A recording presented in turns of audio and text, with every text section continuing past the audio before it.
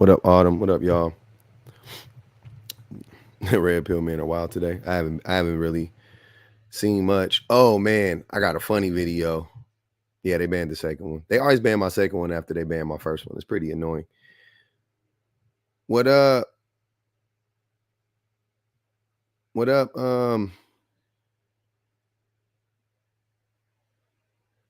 What up, everybody on YouTube that's filing in?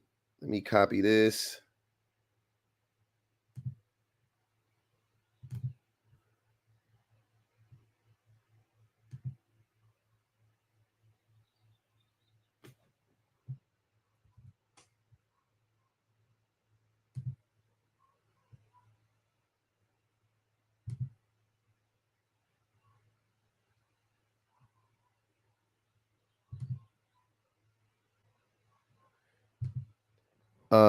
AK, can you pin that StreamYard link that I just put in the chat?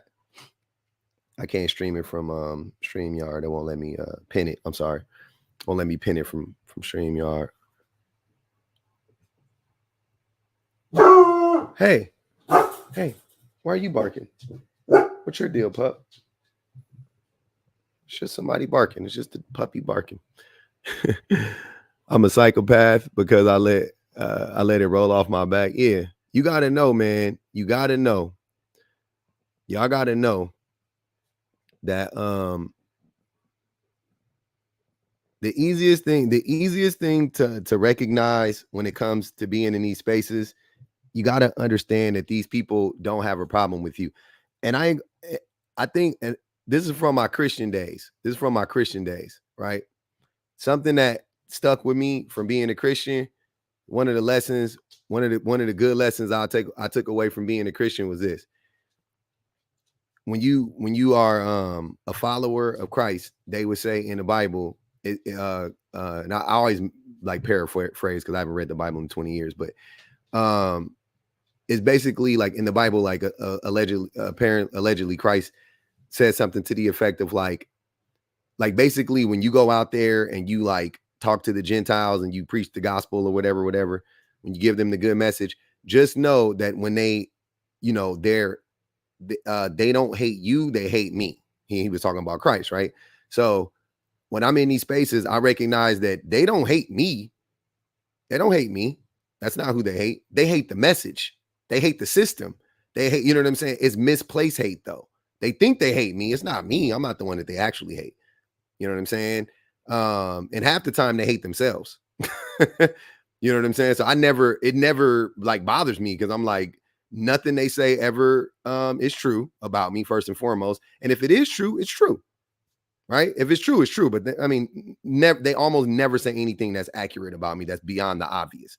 Right? They don't have any real level of discernment. They don't know how to, you know what I'm saying? Like they don't know how to vet people as much as they be talking about vetting people. They don't know how to vet people.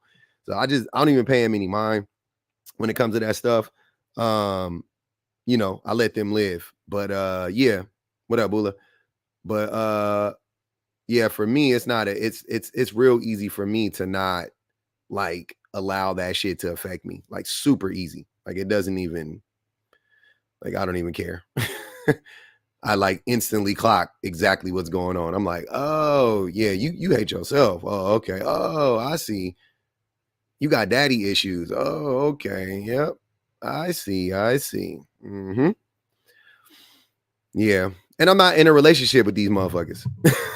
You know what I'm saying? Like I'm not in a relationship with none of these dudes. So I don't care.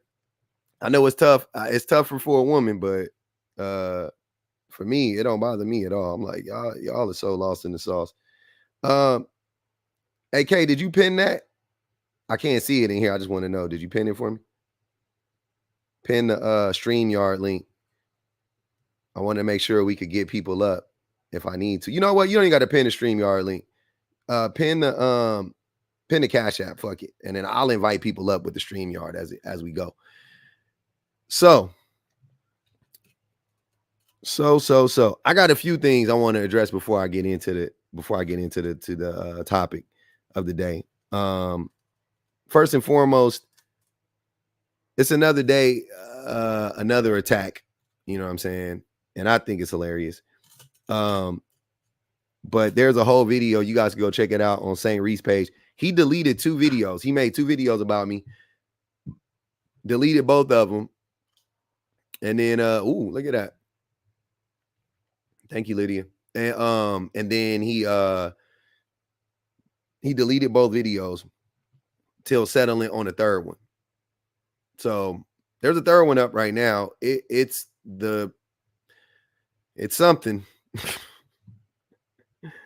But he was asking in the video, he's trying to make this weird point that I don't know what a quote unquote real man is.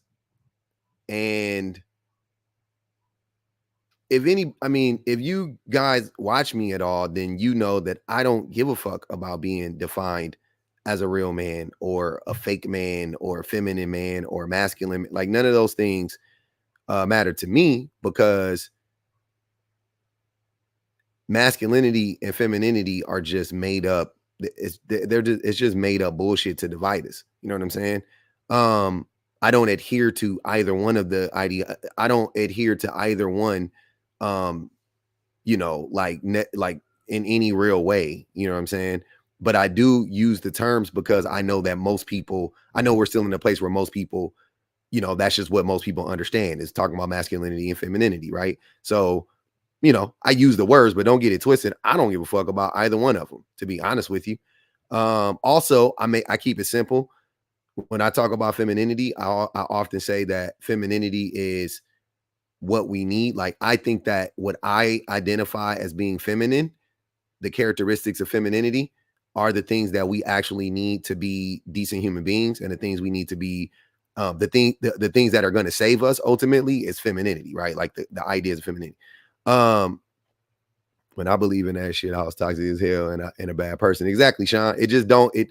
But yeah, but my idea, of femininity, when we want to apply it to any like real world, to anything in the real world, like I'm like, okay, what's attached to femininity? We go down the traits, and it's like empathy, it's nurturing, it's patience, it's integrity. These are the things that I identify with femininity, right? These are the things that I identify with women in general. You know what I'm saying? And I know a lot of people I know some people will say that they will blame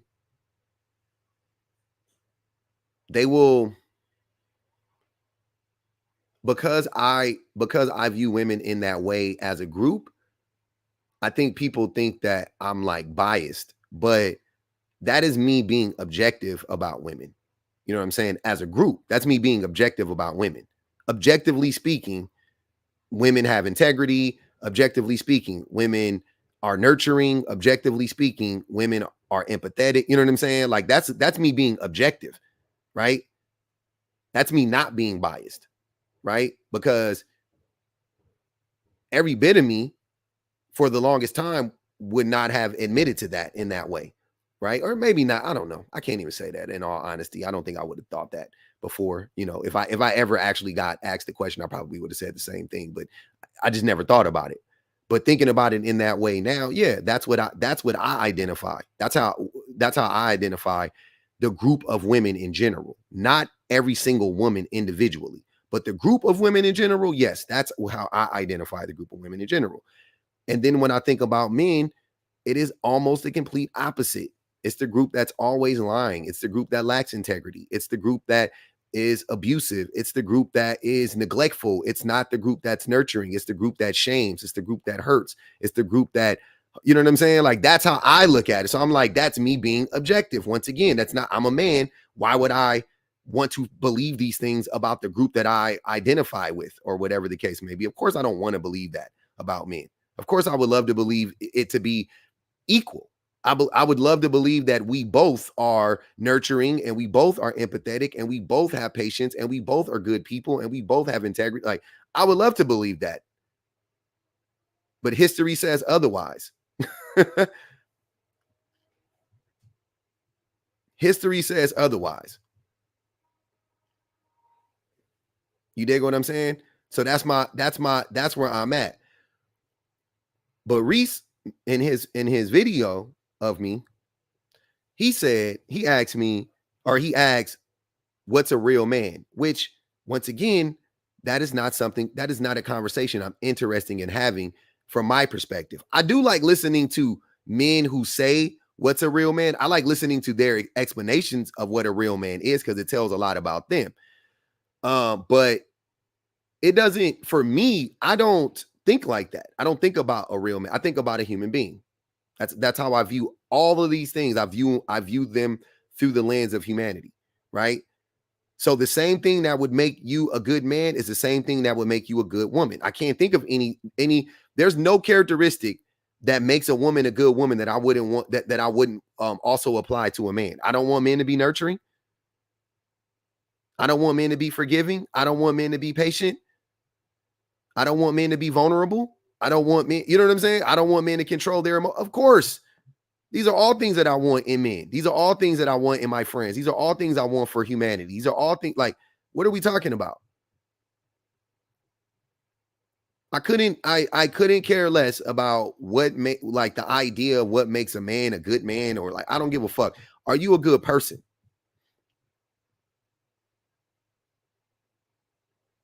Are you a good person? That's the thing that's the most important.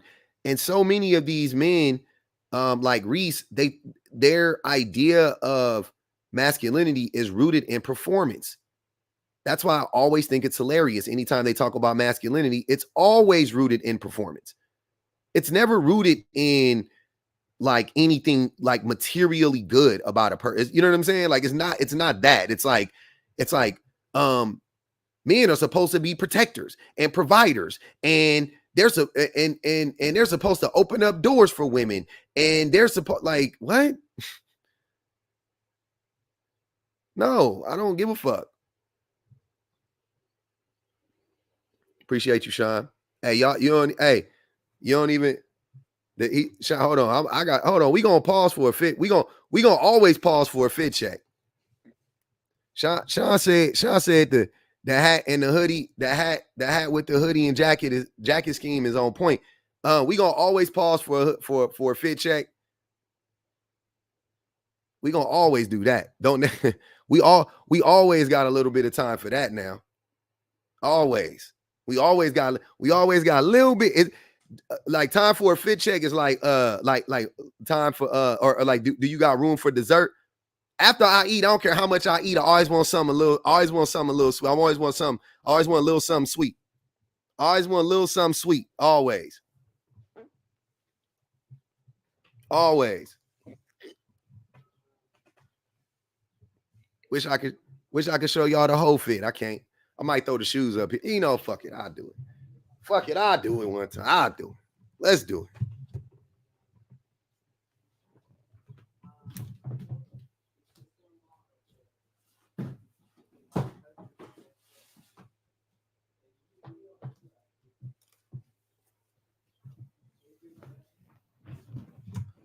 All right. We gonna throw these. We gonna throw these. We gonna throw. Hey, Bula. I love fashion. Hey, man.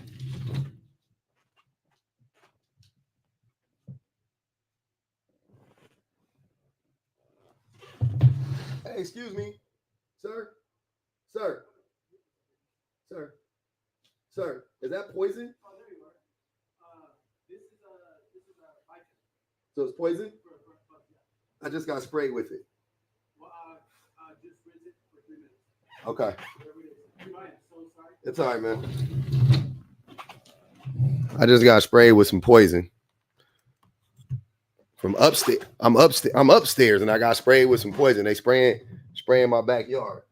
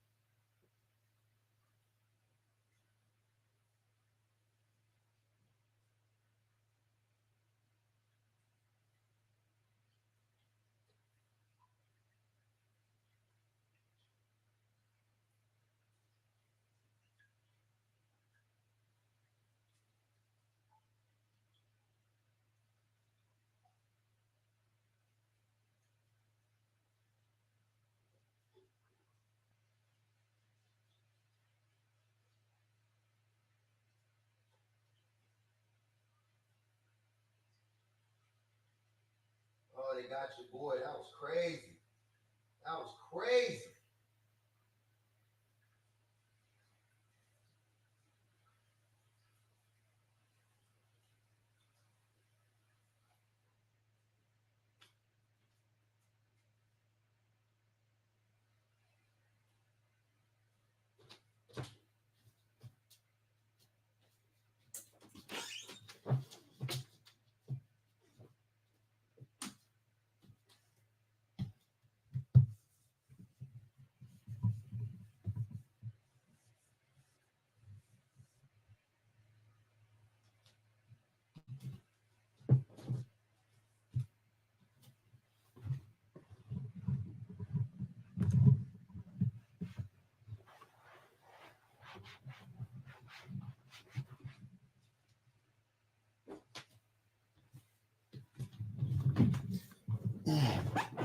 That's nasty work getting sprayed with. That's nasty work getting sprayed with poison while you just sitting in your room. Damn. And I'm upstairs. That's crazy. He said bio something. He said biotin. I don't even know what that nigga said. I'm like, bro, what the fuck? Nah, it's not. It's not that. It's not cold outside. Nice spring day. What y'all was saying in the comments? Okay, somebody's waving me. Who is Bun B on the backdrop? The universe says, stay humble. Oh man, in my diet, they better clean it up before the dog will get sick. Nah, TikTok had to send people too. You're supposed to say your ABCs as you rinse them. I don't know. I already said my ABCs. Need to take down the peg. Hold on, man. Hey, nah, we still on the fit. Hold on. We ain't. Hey, wait a minute. We still on the fit. We still on the fit. We still gonna check a fit. Look, I'm gonna throw these bad boys on with it too. I don't know. Either these or my New Balances. I be liking to be comfortable, and the fours is heavy as shit. The fours be weighing the four. If you got fours, I got a lot of fours. The fours be weighing your feet down. They be the fours is heavy.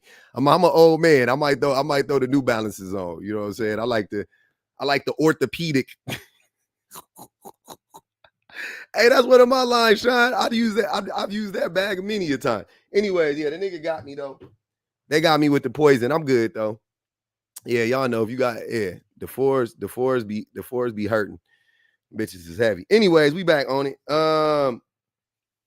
Like I was saying, yeah, the fours be hurting after a while. It ain't the bottom, it's the sides. It's the sides. Like I don't know. They tighten the front and loosen the back. I don't know what the fuck.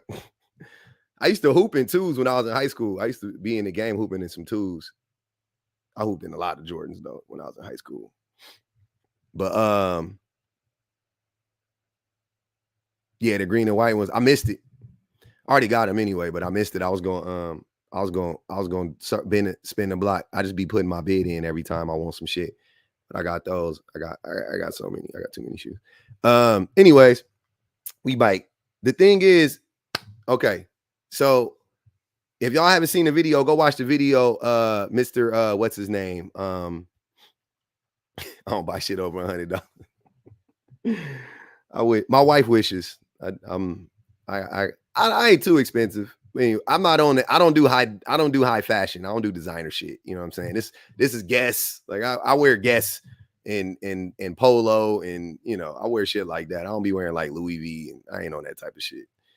Fucking Tom Ford suits. I ain't on that type of shit. I wear, you know, cool shit. Vans are cool. I got a couple pairs of Vans. I got some dope ass Vans. I got a Tribe Called Quest Vans. I got some you know, some limited edition Vans. The motherfuckers is tight. Yeah. But y'all go check out that man. Y'all go check out that man Reese St. Reese video. Nah, they won for 89 now. Show you my closet. That's crazy. You wouldn't even be able to see nothing in that motherfucker. It's narrow as shit. Too much shit in there. What was I saying? So St. Reese made a video about me for everybody that is coming in late. I done got sprayed with. Hold on, I'm still recovering from getting sprayed with my I'm a hypochondriac kind of, so my hand feel like it's tingling. Like I'm nervous right now. I feel, you know what I'm saying? Like I feel like I washed my shit. He told me wash it. I washed it. I feel cool. You know, nothing going on, but I feel, you know, I don't know. I still feel a little nervous. I ain't gonna hold y'all. But yeah, I just think it's funny when men try to get on this. Well, St. Reese got on this thing of like, oh, public doesn't know what a real man is and blah blah blah blah. And yeah, it's just weird. I don't care about what a real man is. I only care about what a healthy human being looks like. And healthy human beings look the same to me, no matter what gender, no matter what sex. They look the same. They look the same to me. Healthy is healthy. You know what I'm saying? So yeah, I definitely could. You're right. To Reese, he won. I can't name what Matcha cologne, Matcha 26 cologne. Bet my cologne collection is whatever right now. I only got like 4 or 5 fragrances, but I be wearing cologne though. I'm a cologne wearing motherfucker. Not too much, but I wear it every day, I should say. Anyways, he won because I don't know what I don't know what a real man is because I don't care. I don't care. I don't really care. I was gonna tell Reese though that I think a real man is 6 foot. I think a real man is 6 foot and taller. I think a real man could bench press 225. I think a real man could run, you know, under 5, maybe around 5 in the 40. I think a real man could do 75, 80 push-ups straight. I think a real man could do 15 pull-ups. That's what I feel like the type of shit they really want me to say. You know what I'm saying? Like, what you want me to say, bro? You want to get into a fucking masculinity contest with you? That man is 5'6", round as a bowling ball. Like, come on, bro. You can't do 75 push-ups, Sean? You big as shit. Push-ups about cardio. That's why it ain't about like how strong you are. But yeah, man, that motherfucker, you can't. Yeah, 75 push-ups straight. Yeah. Real men don't laugh. I be chuckling. I'm a cackling motherfucker. I love to get a good laugh in. I love it. Yeah. Real men fight alligators. Real men play high hands and they don't cry. Real men play high hands. I ain't gonna even hold y'all. You know what I really be wanting to do? Y'all ever seen what's that shit called? Where the people be real men go to war and never come back. Y'all ever seen that? Y'all ever seen that show where the motherfuckers be slapping each other? They just be slapping. I want to do that shit. That's that. I'm telling you I be telling the homies, let's do it. They don't be wanting to do it. I was like, bro, let's just do it one time. We could just get a good, not to nobody in particular. It ain't like I'm mad at somebody. I just like that shit. I like that show. I feel like it'd be fun to go in there and get slapped and slap the dog shit out of somebody. I be wanting to do. It just gotta just make it, you know, it's weight classes, of course. You know what I'm saying? Like, I ain't about to go up against nobody that's fucking 250. You know what I'm saying? But yeah, you get somebody in my weight class, I'm good to go. It is a wild sport, but I like it though. It's just fun. It's just fun. Yeah. It's a sanctioned way to get out some aggression. You know what I'm saying? Like, you know, you just got a little pent up aggression. You go slap a motherfucker, get slapped one time. You be all right. It's humbling too to get knocked out one time. Nah, you can't quit. Them security guards gonna make you put your hands up. There's money on the line, bro. You can't quit. You got to get slapped. I would go second. I would let somebody slap me first. I ain't even tripping. You can slap me first. Just let me go. I just want one good one. That's it. I just want one good one. But it's 3 rounds. they face be swollen. I be like, damn, I know them niggas got at least 75 milligrams of CTE after that shit. After you get your brain shook like that a few times, that's at least 75 to 85 grams of CTE in your brain. Have I ever fought? Yeah, many times.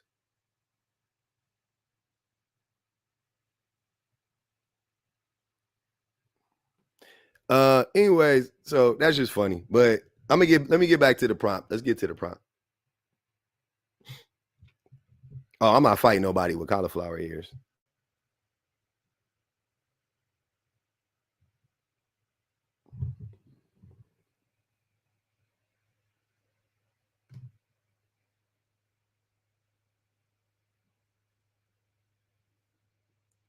Who is this Junior person? Junior, who are you?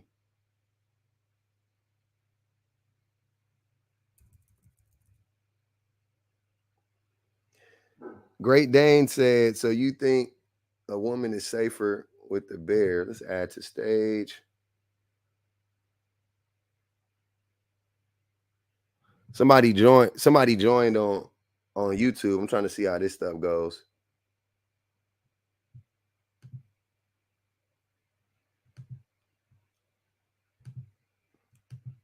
Did this dude like hack my shit or something? Oh, that was weird. How'd you get in here?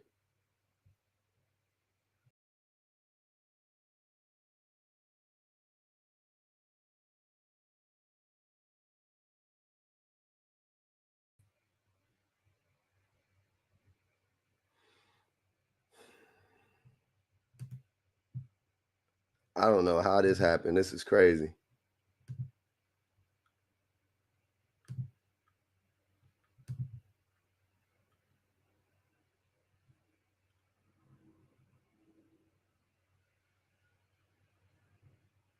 Yeah, you could click the link, but it I don't know what happened. I don't know why. It ain't supposed to do all of that. It's supposed to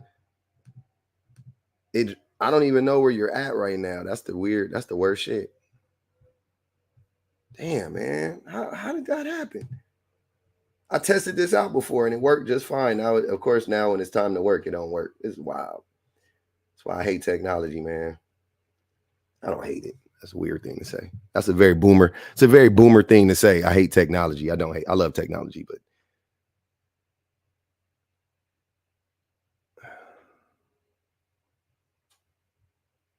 I can't.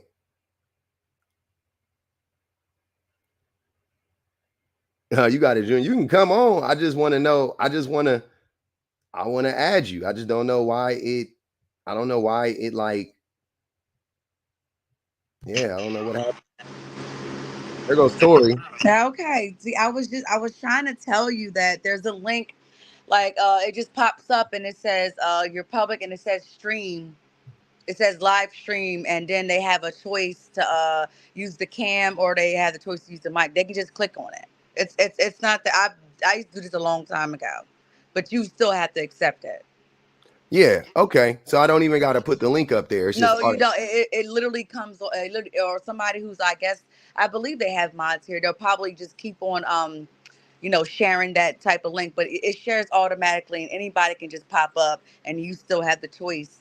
Um, to accept it or not. I used to do TikTok before I hopped on here. I mean, not TikTok. I used to do YouTube before I hopped on TikTok. So bet. Do it's you know not. how to make my thing come back up? Like the Yeah, I no. Oh, okay. No, I do not. I'm Thanks a sorry. lot. I'm sorry. I'm so sorry. You Yeah, good. but I just wanted to let you know that how easy it is to get up here. It's the link. It's right. It like in the beginning. It'll just keep popping up. Somebody Bet. gotta just find it. All right, Bet. I'm about to Okay. go back on TikTok. This is Bet. weird. Okay. All Thanks, right, Tori. bye. You're welcome. All right. Yeah, that was cool. Okay. Yeah. If y'all want to come up, you can come up, gentlemen, or people in the live. You can come back up, Junior. Since that worked, that was cool. Come on back. I would love to. Oh, you kind of lagging on YouTube? Okay, I got you. Okay, okay. This is weird, man. I don't know. I don't know what happened to my background, but it just disappeared, and my camera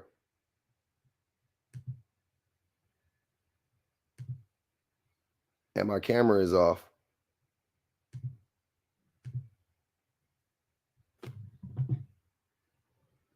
All right, whatever. Damn. that was whack. But I don't want to end a live on YouTube, so we talking about superheroes, how men are not superheroes. Yeah, we're talking about how men are not superheroes. Exactly. So I'll read the prompt. It says, "You are not a superhero. The only true form of protection is men choosing not to be violent. Men, what would you do if an intruder broke into your home in the middle of the night? The same thing Bun B did. Try to survive. And if you guys want to look it up, you guys could look up the story of Bun B. Um, Bun B is one of my favorite artists of all time. And Bun B got some intruders came in his home a couple years ago, violated him and his wife. You know what I'm saying? Held him at gunpoint, crazy stuff. Pew pew point, whatever you want to say. And recently, the perpetrators were convicted, got sentenced like 40 years, right? And that was very much it. It brought up that conversation that a lot of these dudes like to have around like protection and about how like, oh, who gonna get up in the middle of the night to respond to the bump in the night and all that stuff. And I'm like, nobody. Like, get out the fucking house. And they're like, oh, you scary. And what you gonna do if somebody break? I'm like, bro, you're like, more than likely, if somebody breaks into your home in the middle of the night, they know you're there. They know you're there. They're going to try to creep up on you. And it's real easy for people to creep up on you in the middle of the night. Just being honest.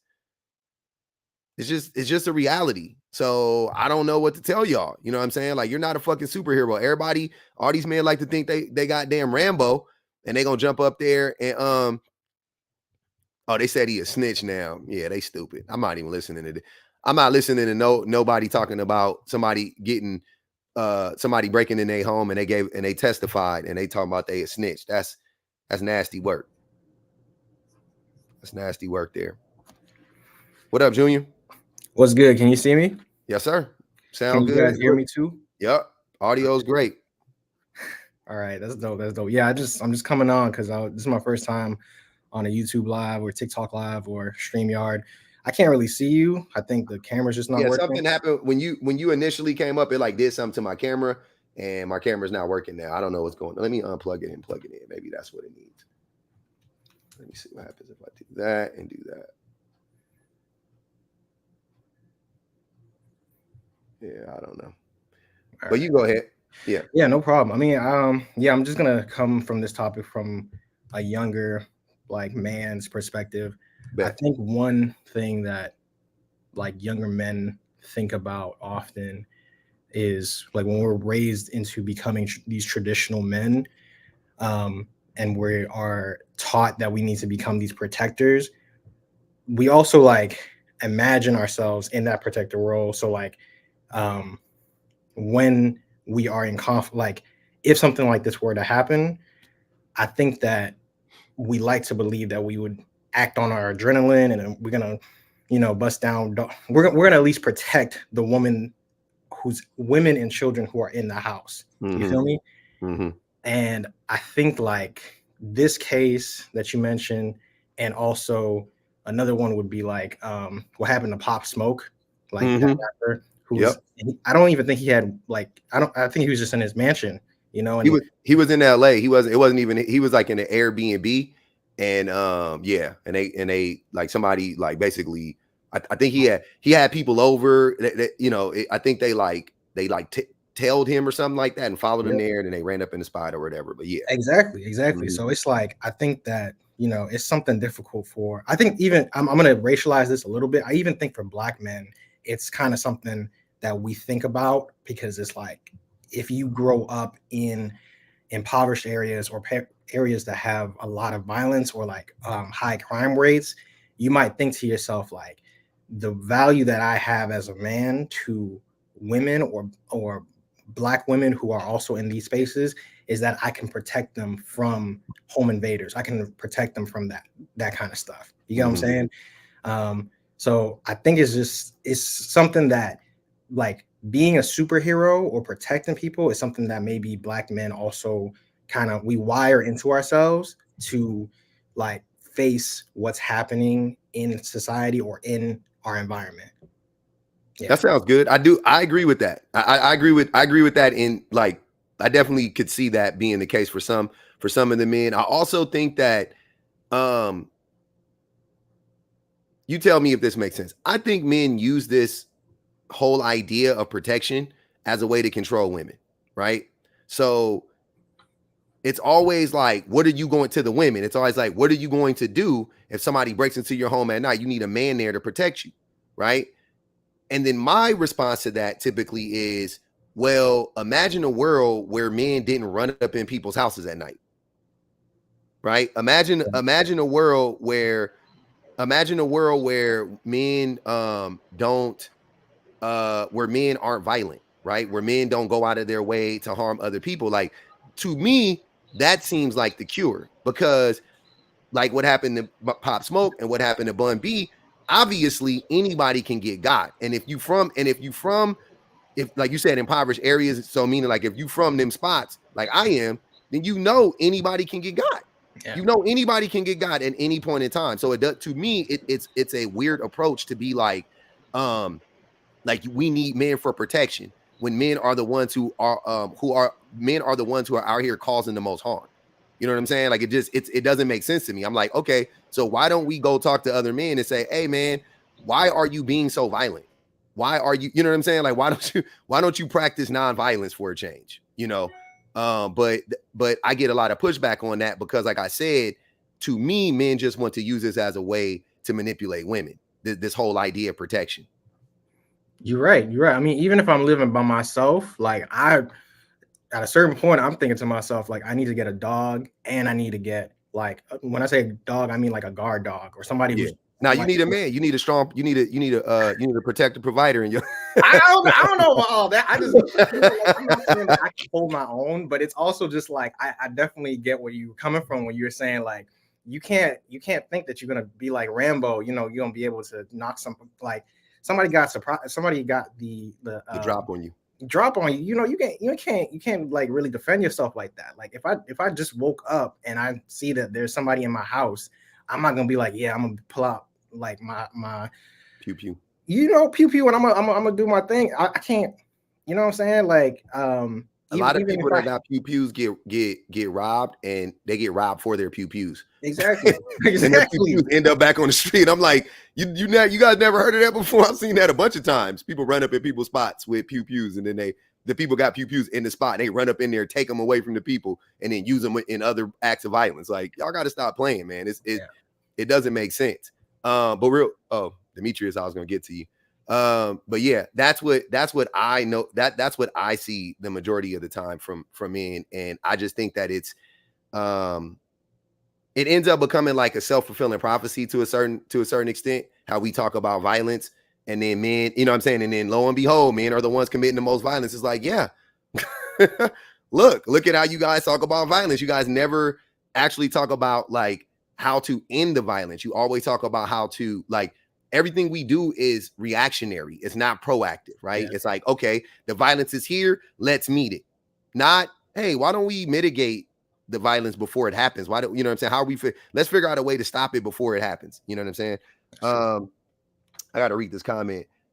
So do you advocate for the systematic removal of men since men can't help themselves being violent according to you? That's not what I said. What did I say men can't help themselves being violent? Or did I literally say that men actually need to control themselves? I know men can do it. It's because it's a choice. Men choose to be violent. We don't have to be violent. That's a weird take. Thanks. Hey, thanks for coming up, Junior. What up, Demetrius? Hey, what's going on, public? First and foremost, I just want to say I love what you're doing. I love the conversations and the discourses that you're having, and I really appreciate everything that you're doing, man. It's really important work. But yeah, on this prompt of men thinking that they're fucking superheroes and shit like that, that is absolutely the truth.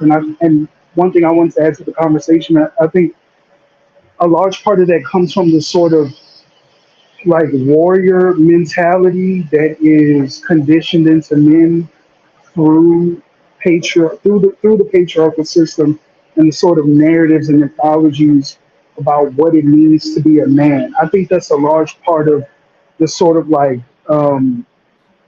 belief in like us being invulnerable and omnipotent. I think that's where a lot of this stuff comes from because if you look at it like historically, patriarchy, the purpose that it serves is to uphold empire. Like it's everything that you talk about, right? Like it's all oppression, it's all domination, it's all subjugation, it's all exploitation. So you had to get these people that we call men and make them believe all of these narratives. Um, and yeah, indoctrinate them into a sort of like warrior soldier sort of like mentality in order to get them to fight and to kill and to destroy in order to hold up the empire, which only benefits a handful of other men. It's Yeah. all like it's all a pyramid scheme. Hmm. It's total fucking nonsense. And I love the fact that you brought up the stuff with Bun B because it's like hip hop and rap is like a perfect example of this shit where you Hmm. have these dudes flexing. I have the biggest dick. I have the biggest stat. I'm better than you. Ultra, I'm greater than you. You know, ultra masculinity, like on all steroids. yeah, Yeah. all day, every day. It's everywhere. Even with more, more conscious MCs like Kendrick. You listen to the shit that he's saying in with Drake. He flexing on Drake about how he's a better father than he is, right? So it's all over the place. And but the fantasy of that stuff gets shattered when these MCs get their shit broken into, get Hmm. shot, get murdered. It happens all the fucking time, and I don't know. Like I don't know. For me personally, like I'm at a point where it's like, how do we as men who are conscious and who are trying to be anti-patriarchal, Hmm. anti-misogynistic, how do we develop like concrete programs Hmm. for our communities to for lack of a better term, deprogram men and boys with this shit. Hmm. Because like, and I love the stuff that you're doing. I love the men who are speaking out and writing and fucking all of those podcasts and all of those thinkers. But it's like I don't know, man. I'm like, we have to go beyond like just like talking and writing and all this stuff. We have to create some sort of programs, and there is stuff like that, like a call to men. I know there's Jason Wilson. He does his stuff with like martial arts. Yeah. Um, I like that dude. Bald head yeah, older dude. yeah, Yeah. yeah. Hmm. Cave of Adulam, incredible. And I'm like, Yep. man, we need more of this shit all around the country because I'm like, this shit is we keep telling our brothers and we keep trying to explain to them, but it's like even the way that they treat you, you bring this shit up and they're like, oh, you just doing it for the women. You just simping, you just appealing to women. And it's just like, dude, like this is about for us as men, this is about us living better and healthier lives. You can have selfish reasons for not liking patriarchy. Because a Yeah. part of the men are superhero shit is that patriarchy turns men, it turns us into fucking cannon fodder. Yes. We're not supposed to respect our bodies, our Hmm. minds, our health. We're just supposed to quote unquote thug it out all the time. Yep. You got to And you know that? we're taught to raw dog life. We're taught to Yeah, and we're taught to push everything down, deep down. The only emotions we can express is anger and happiness.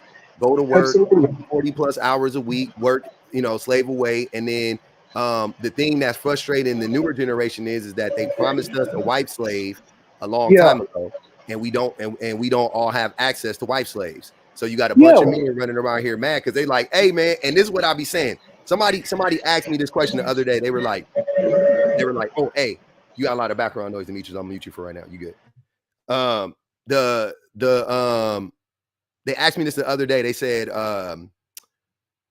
we were talking about the wage gap, and they said, well, if women make less money, why won't the companies just hire all women and pay them less? And I was like, that's stupid. That's not how it would work.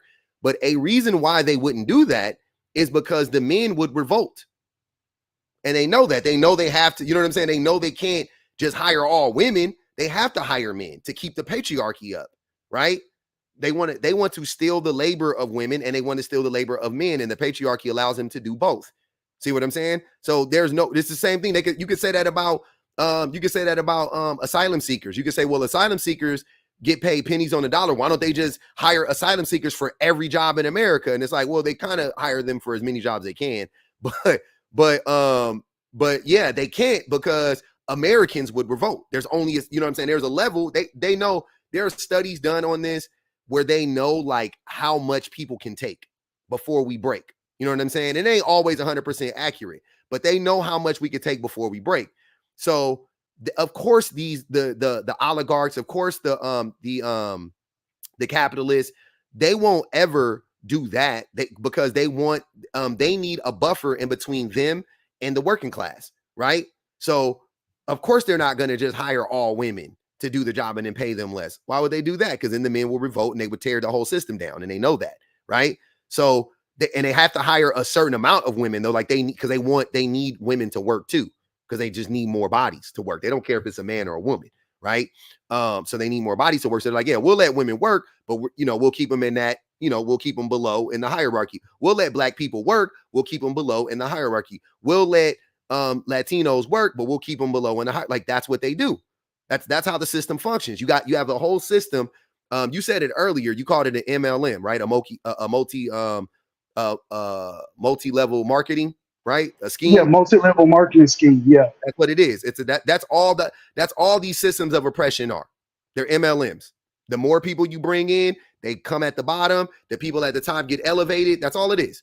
That's all it is. So what I want to do is to answer your question, when you say how can we as men, what are some of the ways that we could, kind of like make a difference in the community?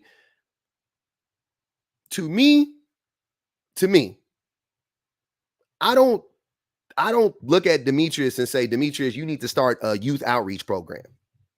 You dig what I'm saying? You look like you at work right now, brother.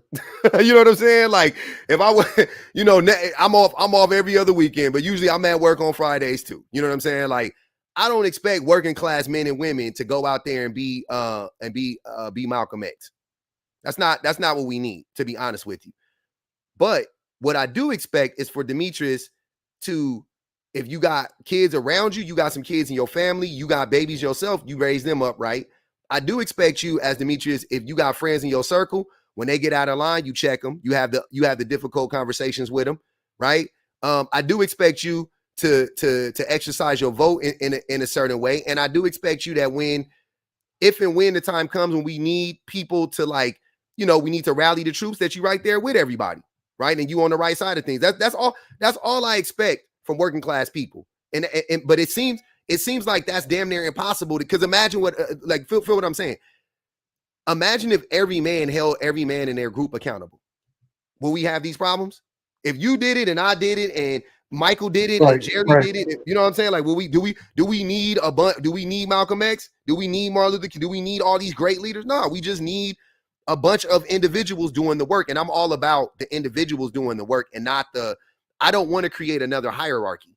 Do you see what I'm saying? Like, because I think that anytime power is consolidated at the top, it's dangerous. So I'm not looking for a leader. Agreed. Right? Yeah, absolutely. You know what I'm saying? I'm looking for a bunch of Demetriuses. You know what I mean? I'm looking for 100,000 U's before I'm looking for one. Elijah Muhammad, or before I'm looking for one. Sojourner Truth, or you know what I mean? Like I'm not looking for them. They'll be there though, right? Like we'll get them too. But imagine how much easier their job would be if it was 100,000 of us, right? Harriet wouldn't have left any of us behind if there was 100,000 of us on the plantation, right? If everybody thought like, oh, we're good. But the problem is not enough of us as men, not enough of us want to hear the message. Not enough of us are ready to change.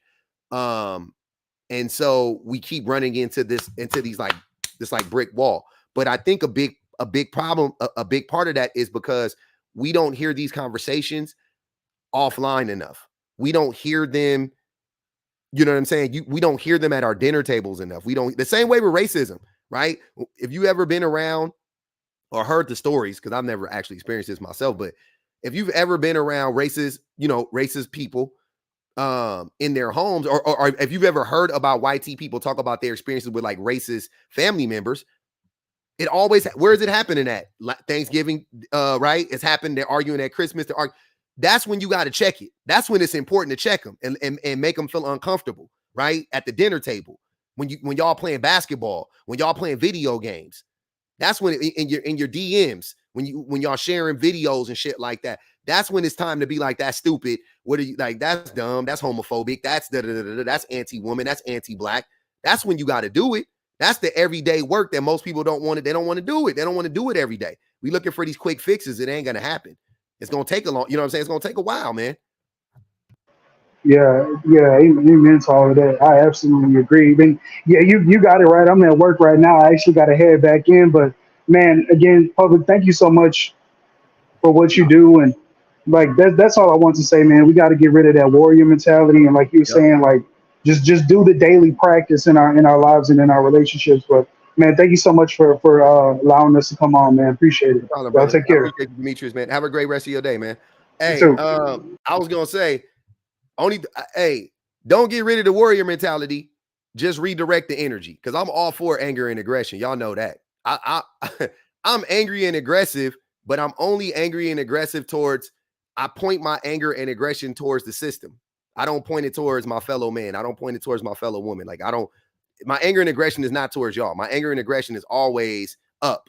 I'm always looking up in the hierarchy. Like, hey, I'm mad at these motherfuckers. You know what I'm saying?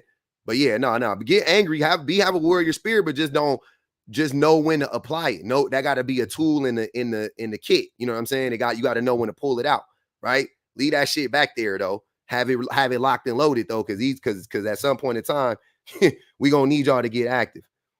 Everybody gonna have to get active. Great Dane, you ask a lot of questions. You do realize I can't read the chat while I'm talking, so you can come in, brother. The water is warm, fam. You can come in, brother. Don't worry about it. You got a lot of questions. You want to have a conversation. Come on up. Let's have the conversation. Come on up. All right. Please, let's have the conversation. Hey, Sunshine. Hey there, public. All right. I was in my mind, I was like, this would be the funniest shit ever if this is a man. I would have been crying. But yeah, anyway. It would have been funny, wouldn't it? I would have been cackling. It'd be like, hey, what's up, man? I'd have been like, see, y'all always playing with me.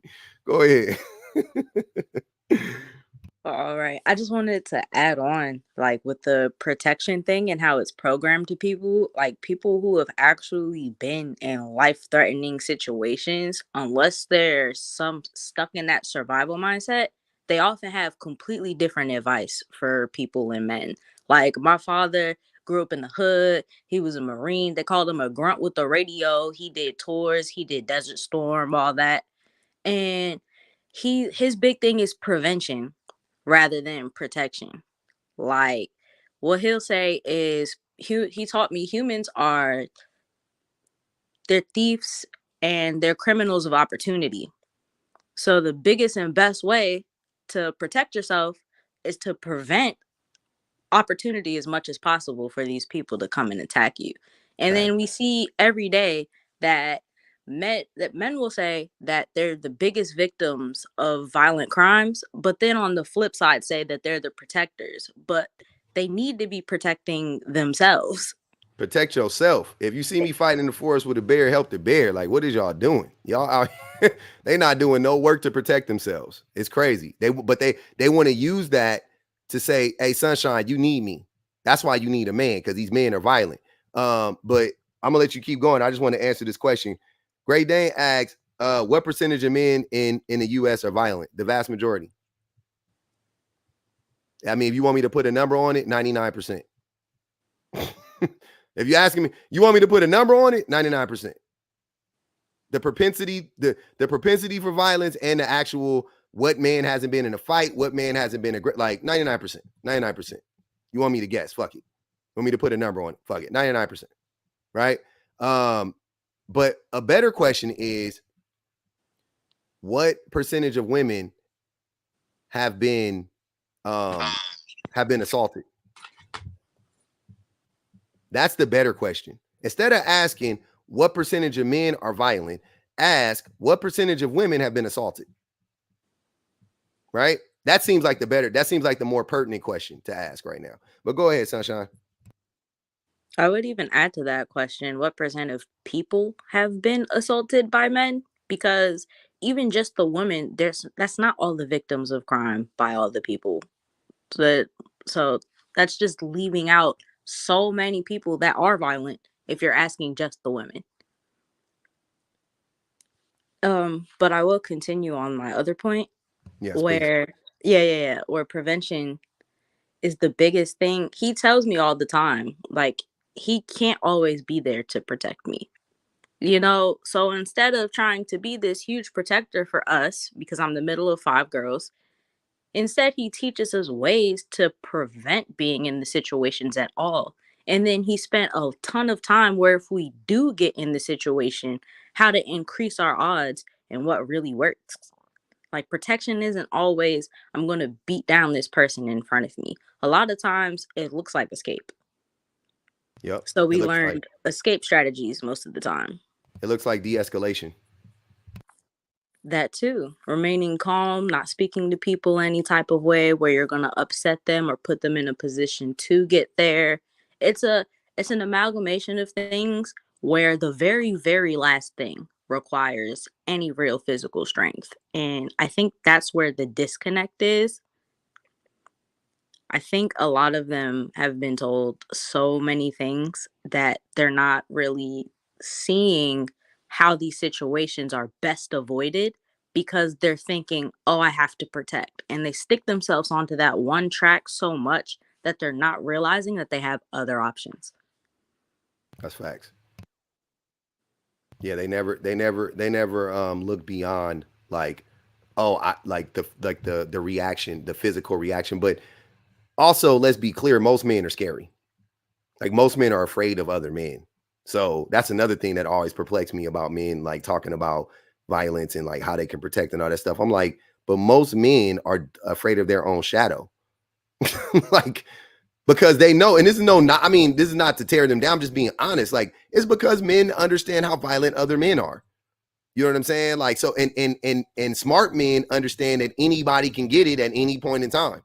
You know what I'm saying? So it's not really a knock on the men. I'm not like, oh man, you're afraid of your own shadow. You're a weenie. Like, no, I'm not saying that. I'm saying that's really actually the smartest approach. Shit. Men move about the world like, if you ever watch like squirrels run around, like how they dart and they stop and they look around, and that's how men are in the world. But that's how humans are in the world. Women are like that too. We're all forced to be like that because of how violent men are. You know what I'm saying? So everybody's like, scurrying and stopping and looking around, and they run and they stop and they look around, and they're always looking around. They're always on edge or whatever, because we know anything can happen at any point in time. We know that men are violent. We know that men have hairpin triggers when it comes to violence. You know what I'm saying? So we're everybody's just like waiting for that shit to happen. You know what I'm saying? When I answered the question, the gentleman said that I was rich. He didn't believe me when I said that 99% of men are violent. The reason why I believe the vast majority of men are violent is because the vast majority of women have been assaulted. So to me, I don't understand logically how the vast majority of women could have been assaulted, but the vast majority of men aren't violent. Because the vast majority of women aren't dealing with 15% of men. They're dealing with the general population of men. Most women are dealing with most men. You see what I'm saying? Like, they're not only dealing with like a lot of these, I don't want to use that word. A lot of these men like to push this lie that women are, they're only involved with the top 20% of men and blah, blah, blah, blah. Sir, if that was the case, you would never would have kissed a girl, because you're not in the top 20% of men. So obviously women aren't dealing with only the top 20% of men. They're more than likely, they're dealing with the bottom 80%, the bottom 50% of men, if any, you know what I'm saying? And And it doesn't matter if you're in the top 20% or not. The top 20% of men also assault. The top 20% of men also are violent. So that doesn't matter. But it plays against, it goes against their own logic though, because they use that as an excuse. They say the top 20% of men, women only want the top 20% of men. And then I'm like, okay. And then they go, and then we recognize that most women are assaulted. So, and then they say, not most men are violent. But I'm like, if you truly believe that these women are being assaulted by the top 20% of men, are you saying that the top 20% of men also happen to be the most violent?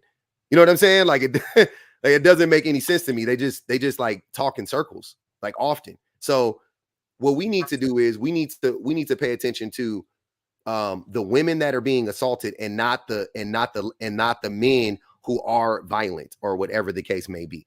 I watched a video yesterday where this lawyer talked about, he basically was giving advice to women, and he was saying, don't break up with a man in person, right? He was saying, because there's case study after case study that proves that in that moment when women break up with men in person, because he's talking about women who are unalived by men, after, when they break up, that's when the men snap, right? Quote unquote. That's when the men snap. When the man, and I'm using his words, he said, when the men realize that this is really it, that this is truly the end, that's when he snaps, right? And he said that I'm sure all of those women thought that those men wouldn't do that. That's why they told him in person. They didn't think he would do that. So it wasn't like all these men were like violent before and they had all of these red flags or whatever. No. That they didn't know. They were, they probably had a tumultuous, maybe they were mad, maybe they yelled at each other or whatever, but it wasn't like it was a bunch of violence leading up to this. It was like, hey, we had a terrible relationship. Let's end the relationship. And then when she chose to do that, he quote unquote snaps and he unalives her, right? So to me, that's more proof that men have the propensity to be violent. First of that, all men have the propensity to be violent, but more than anything, men are extremely violent. Because why in the fuck is that common? Why is that so common? You know what I'm saying? If most men aren't violent, why is that so common? Right? Because that's the extreme. You know what I'm saying? There are a bunch of steps, no doubt about it. That's unaliving. But then there's stalking, there's abuse that happens. You know what I'm saying? Like there's many steps before that. So once you add all of those things together, like damn, this shit, like the proof is out there. It's so obvious that most men are violent. It's not even close. It's crazy. Go ahead, Sunshine. I'm sorry. No problem. So I was actually going to add where you said a lot of men are afraid of their own shadow. We see with the internet all these prank videos where they're running away scared, and the comments are like, why would you leave your woman behind? And they just hit feet first. And that's instinct. That's natural. You could say that you're going to do something all that you want, but in the end, once you're in the situation, you don't know what you're going to do. 9 times out of 10, you're probably going to run or freeze. Yeah. What is that? Fight, flight, fawn, and freeze. One of those. Great Dane decided to join us. He's What's up here going now. on? Can you hear me? Yes, Okay. sir. We can hear you just fine. Gotcha. Okay. Well, I'm just kind of curious. I was asking questions in the chat, but I want to kind of understand, when you say violent, what are you talking about? Because I know when I was asking people in the chat about violence and what percentage of men they would consider to be violent, people were bringing up FBI crime statistics. And so it sounds like you guys are, I'm trying to figure out where you're framing this. So when you talk about violence, what do you consider violence? Beyond physical violence, I think violence is a man yelling, like like violently yelling at a person. Well, I'll give you some more context. What I'm asking is, when you're talking about violence, are you talking about violence as in crime? Are you talking about physical crimes that people No, commit? I don't have these conversations rooted in the concept of crime, because crime it doesn't mean anything to me. I'm more just talking about, like, like how how it plays out in the material world. So yeah, like I think stalking is violent. I think berating, you're like, if like, so you and your woman get into an argument and you're like fucking in her face. You don't even have to physically touch her, but like yelling at her, threatening her, calling her out of her name. I think that's violence. I think, and also SA is violence. Coercion is violence. So Obviously you think unaliving you violent. think you think coercion a form of manipulation, non-physical manipulation in most cases. You think coercion is the same as, let's say, SA. Coercion is SA. It falls underneath the umbrella of SA. Yeah. Okay. So you think, okay, so you do want, now I'm only saying this because I'm trying to understand, when I'm talking to people, I'm trying to at least understand where they're coming from. So violence is basically using physical force with the intent to harm or to Mm-hmm. unalive someone. I know we're on YouTube, so I know there's certain words I can't say. Mm-hmm. To unalive someone, right? Mm-hmm. And so so when you're saying that men are violent, are you saying that men have the latent potential to be violent, or are you saying that men actively engage in violence in their day-to-day lives? I don't think anybody, I won't say anybody, the vast majority of people don't engage in violence in their day-to-day lives. Mhm. But I do think that the vast majority of men have been violent, committed an act of violence, if not multiple acts of violence. And I think that most men have the propensity to be extremely violent. Okay. Now I can agree with the latent. I think that every human being has the latent potential to be violent, just like everybody has the potential to be happy, mad, or sad. It's all a matter of degrees. But the way I'm trying to understand, because I've seen like a few of your videos, and I saw you're doing this live, and so I've heard some of the things you're talking about, and I'm trying to understand so when you are having these conversations about men being violent, this is not me trying to derail your conversation or nothing like that. I'm just trying to understand you. When you're Mhm. talking about men being violent and men, let's say you were saying that you believe that most men have harmed other people, male or female, in some way at some point. Am I hearing you correctly? Yeah. Okay. So if that's the case, then what would be your reasoning for why these men are not in jail? If most men have engaged in Hmm. violence, meaning with the intent to harm someone, Yeah. why aren't most of these men in jail? Because most crimes, like 90, like somewhere around 90% of crimes don't get reported. Mhm. Okay. So you believe in the US, in the US, you believe that the majority of men in the US are basically latent serial unalivers, or latent SAers, or latent uh like they all basically, we're men are just, just have this high tendency towards violence in our current society. I don't think that most men have the propensity to be serial unalivers. Um, do I think most men are serial SAers? Absolutely. I think most men are or have been. Um, yeah, because Okay. Would yeah, you put yourself in that category? 100%, no doubt about it. Well, I mean, you're a man of your principle. I'll give you that. I mean, Yeah, I I don't don't. come up. I don't pussyfoot around. I'm not like y'all, man. I don't need to lie about anything that I've done.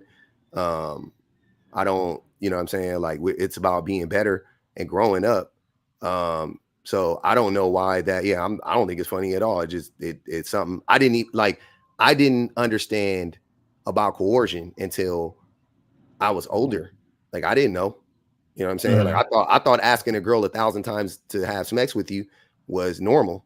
I thought that's what men did because that's what men are taught to do. Is it not? No, but if you believe that, you can believe Wait, that. wait, wait, wait, wait, wait, wait. Men aren't taught. It is not commonplace for men to get rejected and to keep asking a woman. That's not normal. No. You're a liar. That's a lie. Without a doubt, that's a lie. If No, men with that, took no, sir. If men took, I'm hold basing that. on. If men took no for an answer, right?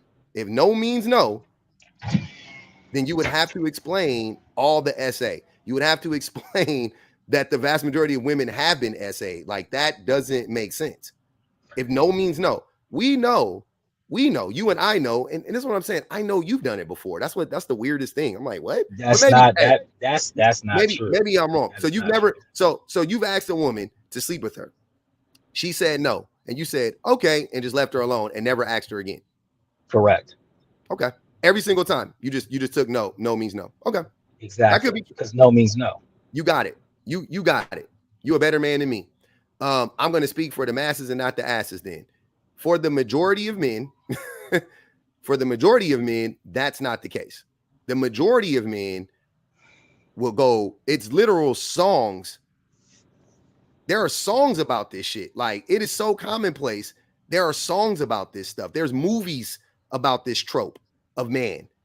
Like, I don't know what to tell you. It's in every, like, I've seen it my whole life. They normalize men begging women, and they make it seem like it's romantic, but it's not. It's weird. Let me ask you something. So you're saying, so I get where you're coming from. I don't think it's fair to say, number one, it's not just based on the conversation we're having. It's not fair to speak on behalf of millions of men, billions of men actually, that you don't know, and making the assumption, because you can't do that. Number one, you don't know these people. You don't know what I they don't go need to through. know everybody No, to do that. but check this out. No different than I cannot look at a woman who says she's been SA'd. I can't say she's lying because I wasn't there. Because what are the odds?